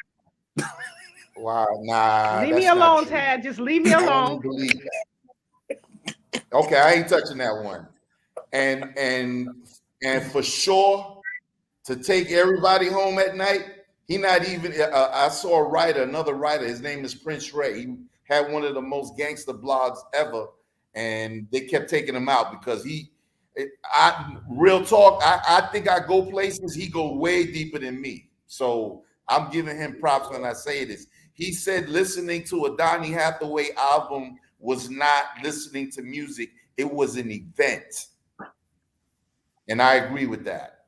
Like that man just could sing the dictionary and it's like, wow, like he's saying something totally different because I'm getting it. He made a song where all he says is the ghetto, and one of his best songs ever. I'm sure y'all aware of that song. So that era right there, these late 60s, early 70s, when they was really telling it before the Jacksons even started doing it, right there. That's so 60s, early 70s. So Al Green, Otis Redding, them people, all of them. I don't even know why, because for the most part, when I listen to my modern soul today, which is neo soul, almost all the artists I love today are women. But from that era, it was the dudes telling it for real, for real. I'm gonna pass the mic with that. Yeah. Yes. Ashe SJ, what's some of your favorite genres of music? Honestly, I love all genres of music that are artistic. You know what I'm saying? It gotta have soul in it. It gotta have a spirit in it. You know, because music is art, and we forgot all about that. Like now, we listen to music for entertainment. You know what I'm saying? And most of us is tamed. we tangled and we entertained. All right, we tangled up in the music that we listening to, but we not listening it to for a reason that it could really elevate us, or because we know that the music, obviously, we spoke about it on our show. The frequency in the music has the ability to really affect you and change the way you act, your habits, and all of these things. It changes your mood. Changes your physical body, listening to certainly lower level frequency things, but a lot of people talk about the 808 in music, how it's a low frequency. But for me personally, it's just about being artistic. If you could say something in a song that just makes me reflect on my life and want to do better or something like that, then that's powerful to me. You know what I'm saying? But more importantly, I would like to mention, because it is Black Music Month, when we talk about music, we are so used and accustomed to like listening to this music, in digital format and things of that nature. But nothing beats the live performance. You know what I'm saying? When you actually go in person and you hear the instrumentation, you know what I'm saying? Instead of these digital, like we said, the 808, you hear an actual drum, a snare, that hits totally different. And then you hear your favorite singer with that voice and not hitting that octave, touching your whole frequency, like changing up, like it's totally different than listening on a headset that's digital. And anyway, we know that all of this wires and this connectivity is not even good for us. We here, especially here in New York City, we in a goddamn center of the matrix. We got wires and cables everywhere. Then we putting them on our head and our headphones, our cell phone. People talked about the 5G, how that be killing people, like all of this stuff. So sometimes we got to go back to the fundamentals, man, and go check out some live performances. We are gifted right now where Brooklyn has in Prospect Park a lot of free shows. There was a free show last night, and I believe Erykah Badu is performing this summer, as well as Davido Davido's the Afrobeat artist, who's gonna be performing as well. But yeah, man, that's what it's really about. Like getting back to that, because like we talk about a lot, you know, that djembe or that African drum, that's like the heartbeat. That's like the first thing we heard in the mother's womb. You know what I'm saying? So it wasn't no your mother putting the goddamn speaker to her stomach. You know, it was a real sound. It was a real frequency, and not no digitized version of it. You know, so we just got to keep that in mind as well. And if you can, I would say pick up an instrument yourself, family. Like, it's amazing. If you can't play an instrument, get you a drum. You know, get you a kalimba. If y'all don't know what a kalimba is, that's just a little hand guitar you play with your thumbs like this, boop, boop, boop, or whatever. Get you a little xylophone, you just hit something. Because it's a totally different frequency. When you play music and you do that, you'll feel the energy inside of yourself, honestly. You know, and a lot of us, we just got so far away from that. Luckily, a lot of us are still very talented. Like anything you put black people to, we gonna master it and freak it and be the best at it. You know what I'm saying? But some of us are just so caught up in this technology, you know what I'm saying, this digital era, that we get away from our original ways. You know, we know that African people are the best orators, you know what I'm saying, and the best, you know, just storytelling and writing and, you know, singing and all of that. Like you could hear a black person sing a song and then you hear the enemy sing the same exact song. And it's a reason why you be like, hold on, that's not even the same song.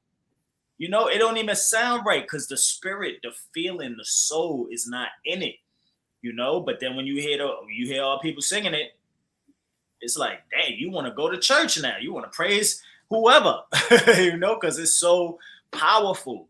You know, so we can't forget that element of it, man. But I would say I highly suggest like picking up an instrument or getting your children or something, getting that in your life somehow, family.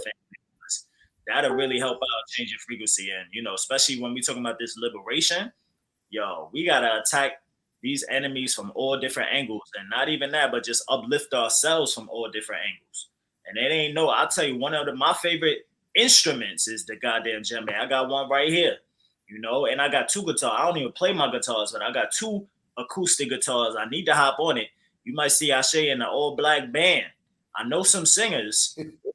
You know what I'm saying? I might have to get back on it. It ain't too late, you know, but yeah, man, it's nothing like that, man. You hearing that live music. I love jazz. I love soul, like y'all was saying, soul music.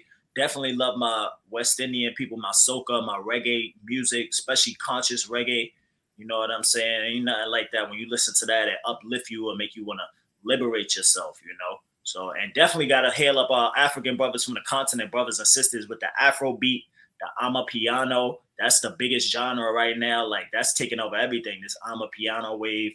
All the kids is doing it. If you don't know about it, get on it, man. But yeah, man, music is very powerful.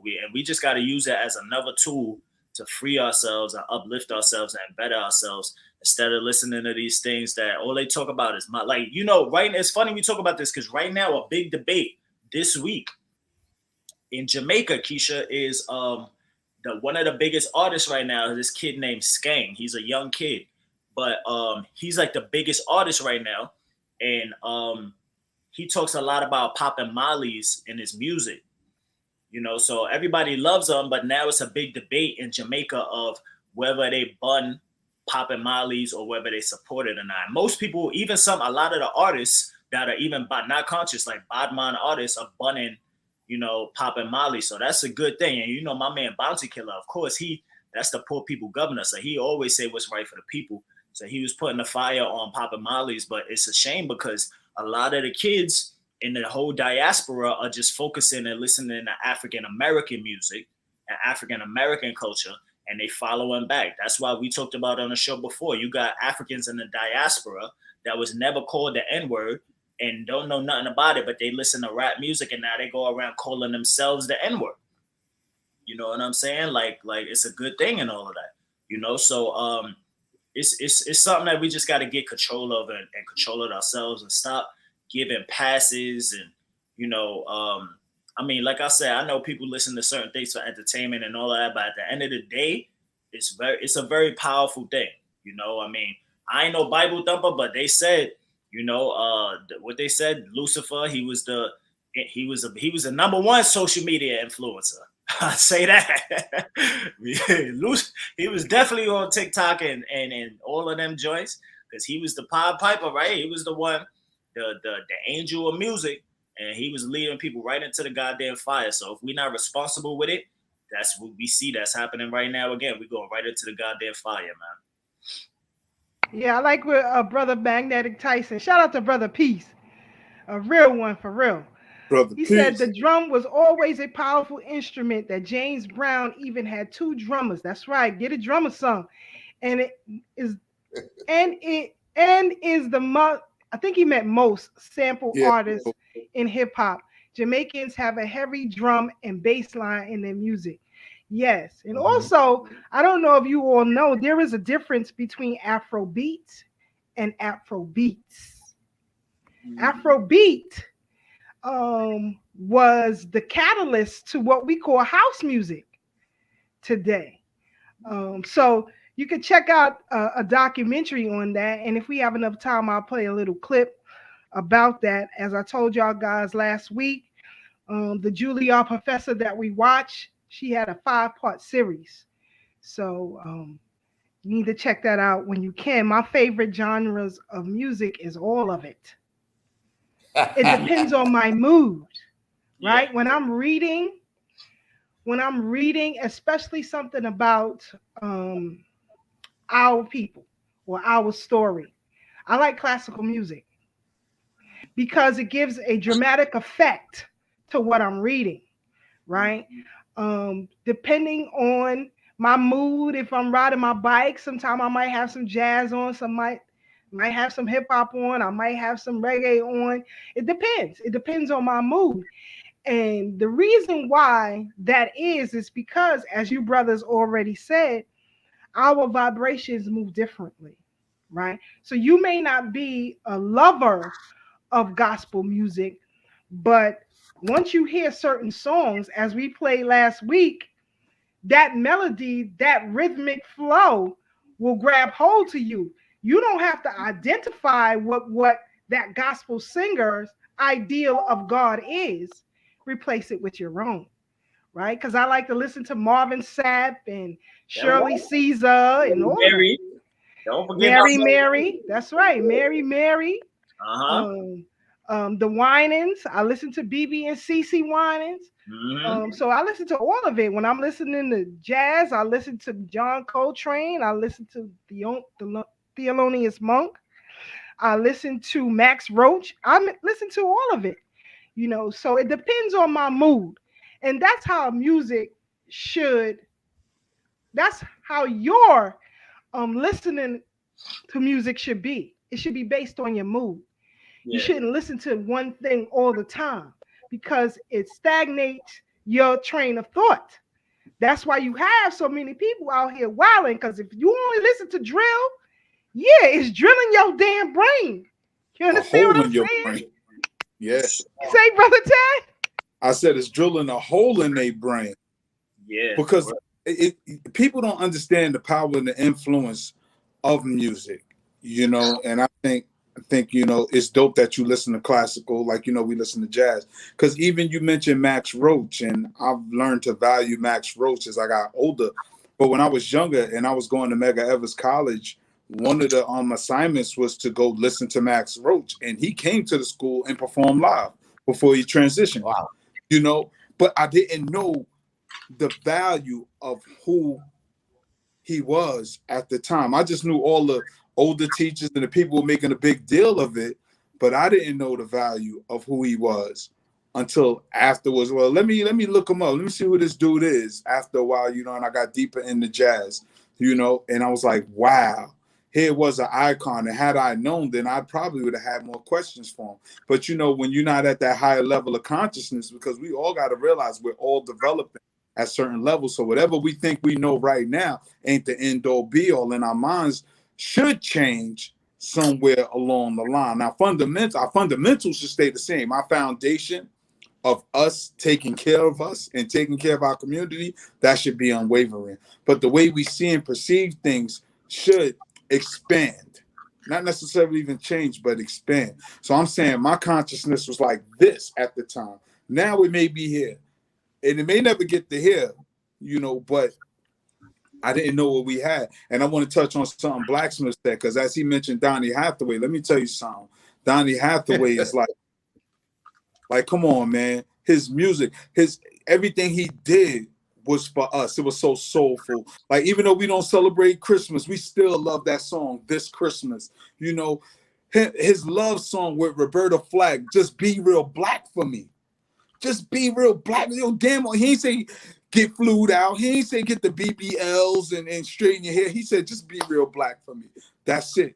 You know, in one of my favorite songs by Donny Hathaway, and there's so many, you know, Someday We'll All Be Free. I love that song. That's my favorite. But he speaks to us and where we are, you know, and sometimes we forget that, you know, and it's hard this day and age. As you or Brother Ashe was mentioning, Brother Blacksmith, about, you know, just the rift. Somebody was mentioning the rift between us as male and female, which I won't participate in that. You know what I'm saying? Because as Dr. Clark said, we can't win this war with half the army. As men, we need our sisters. As sisters, you need us brothers. Come on, man. Let's stop splitting hairs.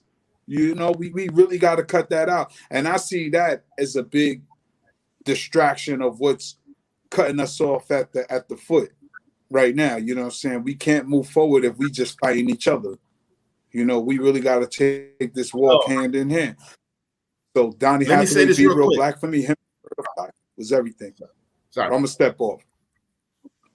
Let me say this real quick, and I'm gonna relate what you just finished with Donny Hathaway, going back to a little bit of time. In my book, Boom Bye Bye, Hip Hop Will Never Die. This is the first time I ever heard this.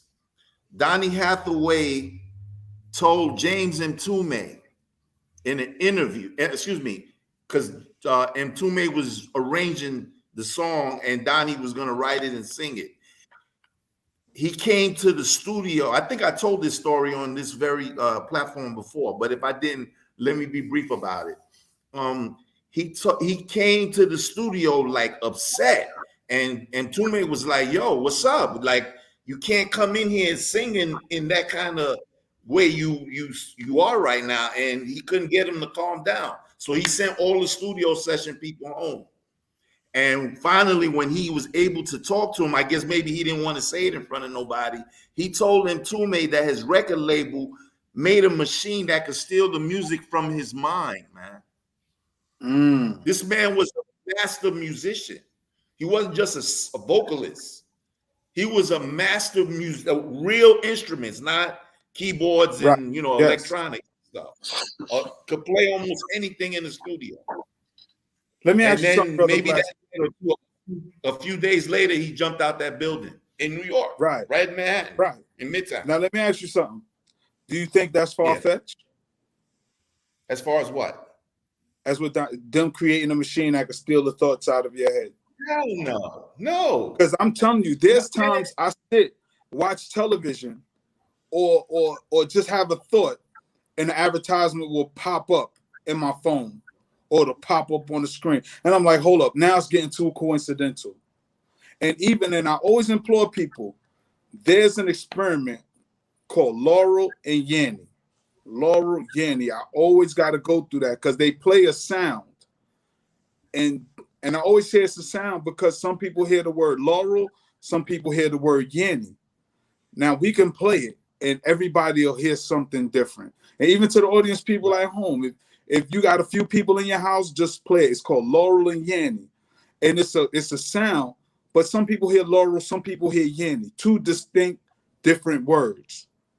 And I said, if this is what they're releasing, because we know they only release technology when they got something like 5 generations ahead. If they're going to release that to let us know that we can manipulate sound on you, what else do they have in store for us? You know, when we talked about the Matrix, you know, sometimes people think it's proverbial, but it's really the literal Matrix. Think about what a paradigm shift is. A paradigm shift is what Malcolm had that turned him from a street thug to this prolific Black prince that we had. It's called the paradigm shift, where you can shape your whole reality. But who's to say they haven't created something to manufacture, to manipulate our reality? That's why I always try to encourage our They people get already out. have, Brother Tad. I'm sorry, sis. They already have. Right. And that's why it's so important that we control our own minds. So when we talk about the mindset, because all our thoughts are frequencies, and frequency and our thoughts is nothing but electricity. But we know electricity could be manipulated through magnetism. So, yo, Ty, so you were sitting there in the crib like, damn, I want some tater chips. And then the Lay's commercial just came on. Not even Lay's, son, Bonton, and they don't even make those no more. How the hell a Bonton commercial? We ain't do Lay's. I did Bontons. They only sell it in Brooklyn. What's that, Bonton? They only sell Bonton in Brooklyn now. They don't sell it nowhere else in New York. Well, let me know where I can get them from, because I'm damn sure gonna get me some. Y'all play what y'all want. And I'm getting some sunflower seeds and an asthmatic quarter water. What? Take it all the way back. Hey, look, hey, it ain't good if you ain't got the squirrel next to you. Look, when I was little, I had buck teeth, so I used to just bite the foil and drink it through the little hole with my teeth. Yeah. That's how we doing that. Buy the whole store with $1. Sister Almanettu said, yeah, she's seen that Laurel and Yanni thing. Yeah. And there was something out a few years ago about a dress, whether people see white, gold, yes, blue or black. Yeah. Definitely. And you know what's very interesting is that in public schools, they have taken out music and art. In these inner city schools, they have taken out music and art. And excuse me, physical education. And so you wonder why our young people's thought process is so condensed, right? Because as Ashay said, we have created people and we need to be in these spaces, but they have removed them. But you don't hear, like our good mayor here, Eric Adams, talking about putting these things back into public schools. No, he wants gun legislation. He gonna put y'all babies in jail.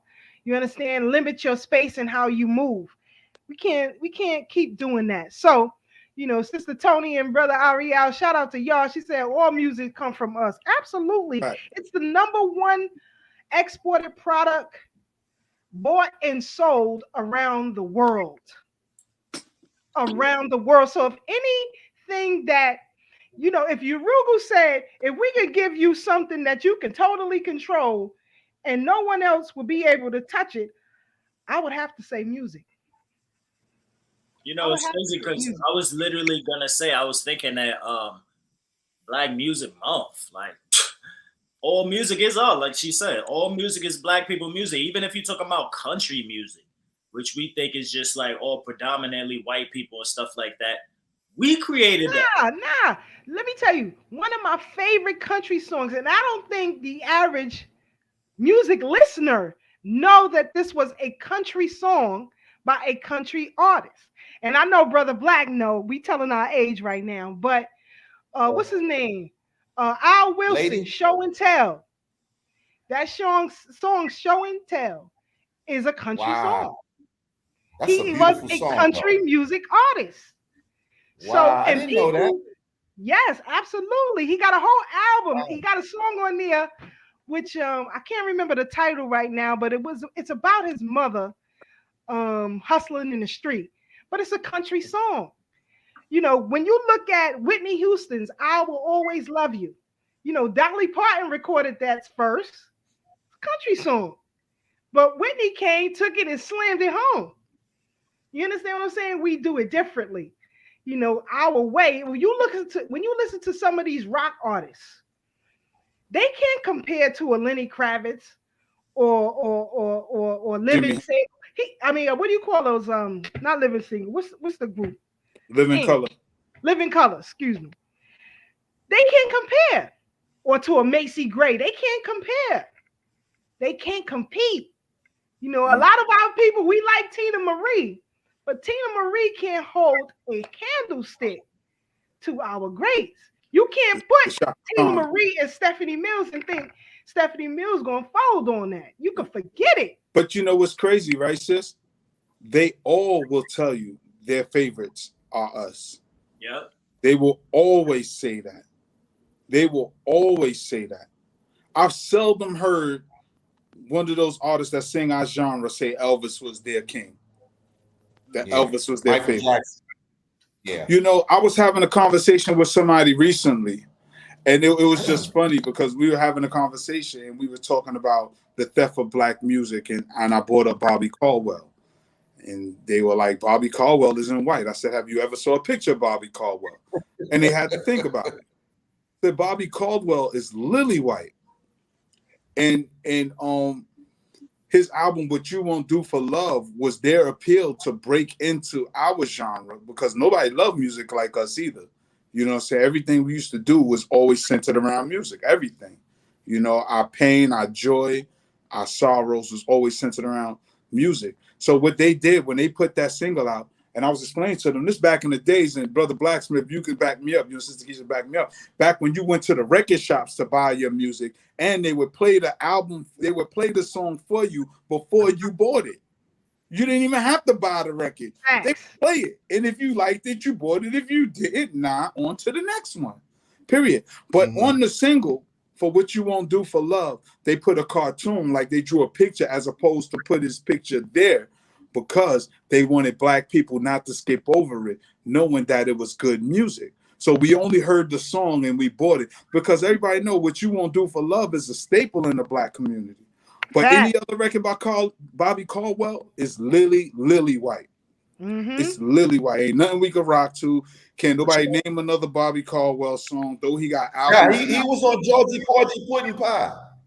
He was on, what's that? With Cheryl Lynn. He sung on Georgie Porgy. Did he? Kiss the girls and make them cry. That with Eric Benet? No, way before that. Oh. No, that song probably from 1980, 81. Oh, I was a baby in 88. Yeah, y'all old. I was a baby in 88. Bob Skaggs too, Brother Tag. Who that? Bob Skaggs. That song Dirty Lowdown. Right. Which was the title track for the movie Looking for Low Mr. Down Goodbar. Dirty Shame. Yeah. Yeah. That's right. See, there's so many of those who try to break into our market. And as Sister Aminatu said, you know, Michael McDonald too. You know, I remember him trying to be black with the song "Y'all Won't Be There." I said, "Oh, now he's trying to speak Ebonics like us." Come on, y'all won't be there. Come on. Don't make me hit them notes, baby. I used to listen to the Doobie Brothers, especially when they was on What's Happening. Taking it to the streets. That's right. Hey, when Rerun dropped the videotape out of scope.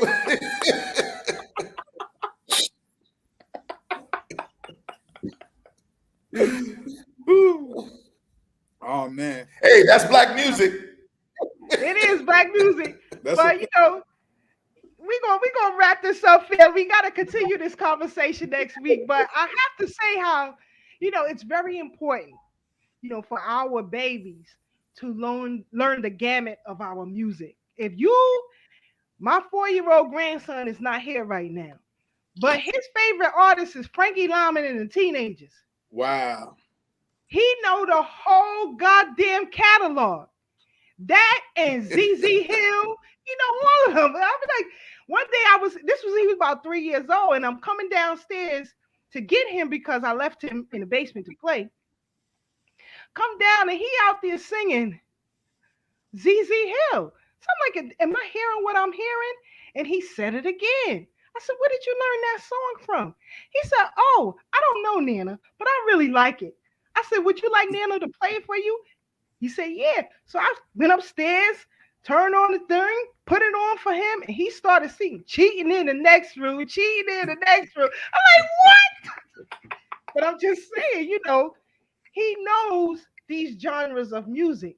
Now, if I put on some drill, I don't want to hear that, Nana. Turn it off. But if I play, you know, some Eric B and Rakim or whatever, he rocking out to it.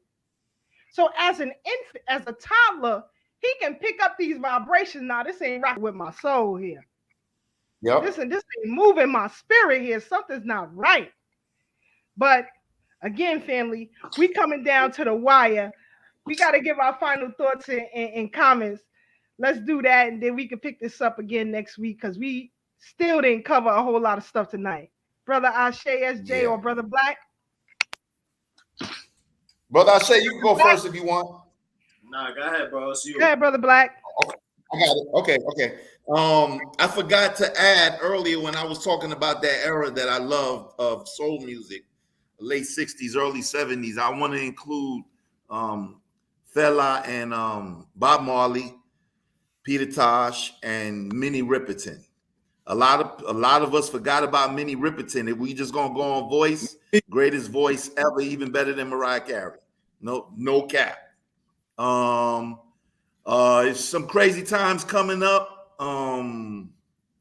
A lot of people that I listen to talking about that solar flash that we supposed to have, that's supposed to propel us into 5D and all that. They saying that's gonna be soon. It's gonna be hella hot this weekend. So stay hydrated. Tad, I apologize and sorry for your loss. I heard the beginning. I wanted to say that, but then I just kind of came in without saying it. So while I'm remembering, I'll just mention that now. Just love and respect each other, y'all. You know it's all love over here. Y'all know I'm Flavius Jones on Facebook. On the show, I'm Blacksmith. In New York, for the most part, I'm Blacksmith. And like I said, I'm coming with my blog soon. I got my book that talks about Black music. The name of it is Boom Bye Bye. Hip Hop Will Never Die. It's an expose on the entertainment industry with a focus on hip hop. So if y'all want to cop that, just get at me on Facebook. It's Flavius Jones. Let me know and let's make it happen. Peace and love to the family. See y'all next week, and let's do it again on the Brooklyn Bridge. That's Brother a fact. Ashe. Ty, you want to go? Yeah. I definitely want to go. I want to just say that I love my soul music. I love my hip hop. Even those who emulate our music, you do got some good ones because Tina Marie got a good song. One of my favorite Tina Marie joints is Portuguese Love. Yes. So that's my joint right there. You know, Uh-huh. like Sister Aminatu, I definitely rock with Hall and Notes too. Since I was a little dude, definitely rock with Hall and Notes. Yes. Me, my brother, and Dog used to be the Bee Gees when we was little. That's just another whole funny story in itself. We get together and sing those songs, but none of that would be possible without our originals, our greats, our Donny Hathaways, Marvin Gaye's, Luther Vandross, Michael Jackson, Minnie Riperton. Definitely. I love Minnie Riperton.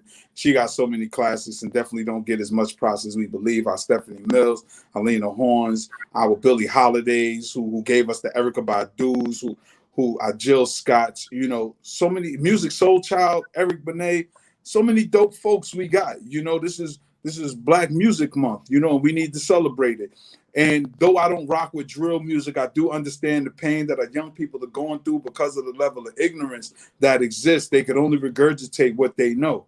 You know, there's some artists. In fact, there was an artist named Trouble out in Atlanta that I'm not familiar with, but I did hear his interview on the Breakfast Club this Monday, which I thought was so dope because a lot of things he said was so profound, you know, and a lot of times, our young people are geniuses. We know this to be true. This is why they intentionally deny pertinent information that could propel them higher than where they are right now. Because if we give our young people the right knowledge, man, they'd be unstoppable and take us to the level that we need to go. Because as Sister Keisha stated earlier, you know, I believe it's Sister Keisha that said that, you know, our young people always move us forward. But hopefully, everybody that tuned in tonight was inspired by something that they heard. So it's your turn to go out and inspire others. So y'all stay up, stay blessed, stay true. And remember, no matter how hard things may seem right now, it's always better days ahead. Brother Ashe. That artist just died recently. You forgot to mention too. Trouble. Who that? Trouble? Yeah. Oh, I thought I did open it. Trouble, Yeah, he was just murdered. Yeah. Yeah, he just got murdered. murdered. Yes. And I believe it was actually him trying to protect the sister. You know, there was a sister who had a stalking boyfriend, you know, who it's, details are always sketchy, but from what was released previously when it first happened over the weekend, he was with a young sister who had an aggressive boyfriend, and he was trying to help out, hold her down, So this flies in the face that black men don't protect black women. Too often we risk our lives, we lose our lives, or we take a life protecting sisters and we go to jail for it. So that's why we definitely got to shake up out of that narrative of us fighting each other. We all we got at the end of the day. But go ahead, Brother Ashe. No, you're right. And also that goes right to the fact that, like we talked about before, it's a lot of cowards out here that would use this as an example to not protect black women because they're afraid of what's going to happen to them. And that's the excuse that they give to not do it, because look at what happened to him and look at what happened to him. No, I salute this brother. If that's the way he went out, then he went out honorably. Right. In a black woman. You know what I'm saying? Because if we don't do it, then nobody ain't going to do it. And if the black woman is taken, our mothers, you know what I'm saying? And what that say about us? That mean that the black man ain't nothing if they got the black woman. So salute. If that's how he went out, I'll definitely salute him. And just for the record, I do love drill music. But, it's just that our people don't know who the real enemy is. So we turn in a weapon against ourselves. So let's turn it out. We can make some black power drill music now. That ain't hard to do. We could definitely do that. Right. But yeah, and then I also wanted to mention before we get out of here too, Ty, what you said earlier was right too, because the reverse of the Bobby Caldwell and all of that, where they put the cartoon so we wouldn't know he was black. The reverse side of it was they used to do that to us too. The black artists, they will put white, and not cartoons, but actual pictures of white people on our records. So white people will feel comfortable buying it, even though they're listening to black people. You know what I'm saying? And then they got the hang of it, and they said, oh, we don't have to put white faces on black songs anymore, because now we could actually have white people sing black songs. So then the ghostwriting started. Now you got, and anyway, a lot of these songs that we talking about, Michael McDonald, all of them, a lot of these songs that's not black people were written by black people, even if they didn't get the credit, because we know if you watch Temptations, all these other movies, they were stealing the records of black people and claiming them that it was their own one. We was really the people that wrote it, and we couldn't do nothing about it because we ain't had no legal representation. So a lot of these songs that these people that are not black are singing weren't even written by them anyway in the first place. So Black Music Month, Black Music Year. And I'll say, before your segment is done, I just want to plug for people to find out more information about what you and I just discussed. Please get Del Jones' book, Culture Bandits. I believe there's 3 volumes. Oh, to it. Please get Baba Del Jones' book, Culture Bandits. But go ahead. Yeah. Nah, you're right, bro. Yeah. Black music, though, man. We love it, family. So that's your homework for the night. Go listen to a genre or some of them old songs Keisha and Ty were saying. I'm like, damn, oh my God, I got to pull out the 8-track. Something before that. I don't even know the what you call that? The phone with the phonograph. The phonograph. That's what y'all was listening. Wind it up with the big horn. With the crank. That's how y'all was listening to records with the crank. I'm like, damn. But yeah, man. 8-track Walkmans. We had 8-track Walkmans back in the days. That's crazy, man. But yeah, family, appreciate y'all. Please make sure y'all share this video, like it, comment, subscribe to our page. We be back next week with another hot one, family. It's your brother Ashe SJ signing out. Always remember, true courage is knowing how to suffer, and the battlefield is where you stand. Sister Keisha. Thank you, family, for joining us again right here on the Brooklyn Bridge. We meet here every Thursday, 8 to 10 p.m. YouTube, Facebook, and Twitch. We play no games over here. We give you the real, how it is, how it ought to be, and where it's going. So tune in again for the next one. I don't know if we'll have one next week because you got Father's Day coming up, and shout out to all the fathers. I have to pause here because I want us to appreciate our fathers this next Sunday. I want us to honor them the way that they should be. I want our brothers to allow the community to honor you as you should. Yo, that's the So same day as Juneteenth. it is. It is. And it's also my hubby's Earth Day too. So I got a Wow. lot going on. And we definitely going to see some live shows and things of that. We Yes. always moving in concerts. We always at some concert. Salute to the fathers. You right, Keisha. They definitely got to show some love on that day because you know it's going to try to get overshadowed by all the Juneteenth cookouts and barbecues. The people that don't even know the meaning of Juneteenth is just coming out to drink and hang out and not work and all that. And they not going to give it up for the fathers, man. So, and the fathers that be doing right, don't get acknowledged enough, So definitely your point is valid, sis. Absolutely. Because I want our people, you got a week, put some thought process into gifts that you may be giving them. I might send the hubby to a spa, let him get facials and massages and all that kind of good stuff. Try your best to keep your homes peaceful. I know it may be hard for some people, but try your best because our men deal with a whole lot of shit out here. And me and brother Tad had an interaction about this. I think yesterday, brother Tad, or the day before. One of the things that the hubby said to me yesterday or the day before was that he loves me so much because his home is so peaceful that he doesn't have to come home and his wife put a whole lot of BS on his head.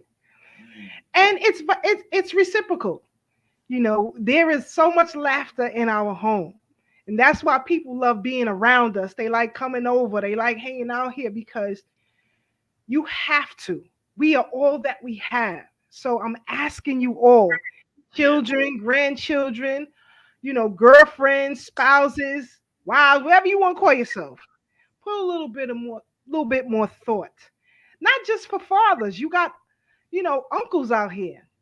Uncles should be appreciated 100%. My father was gone a month before I was born, my biological father. Wow. That is.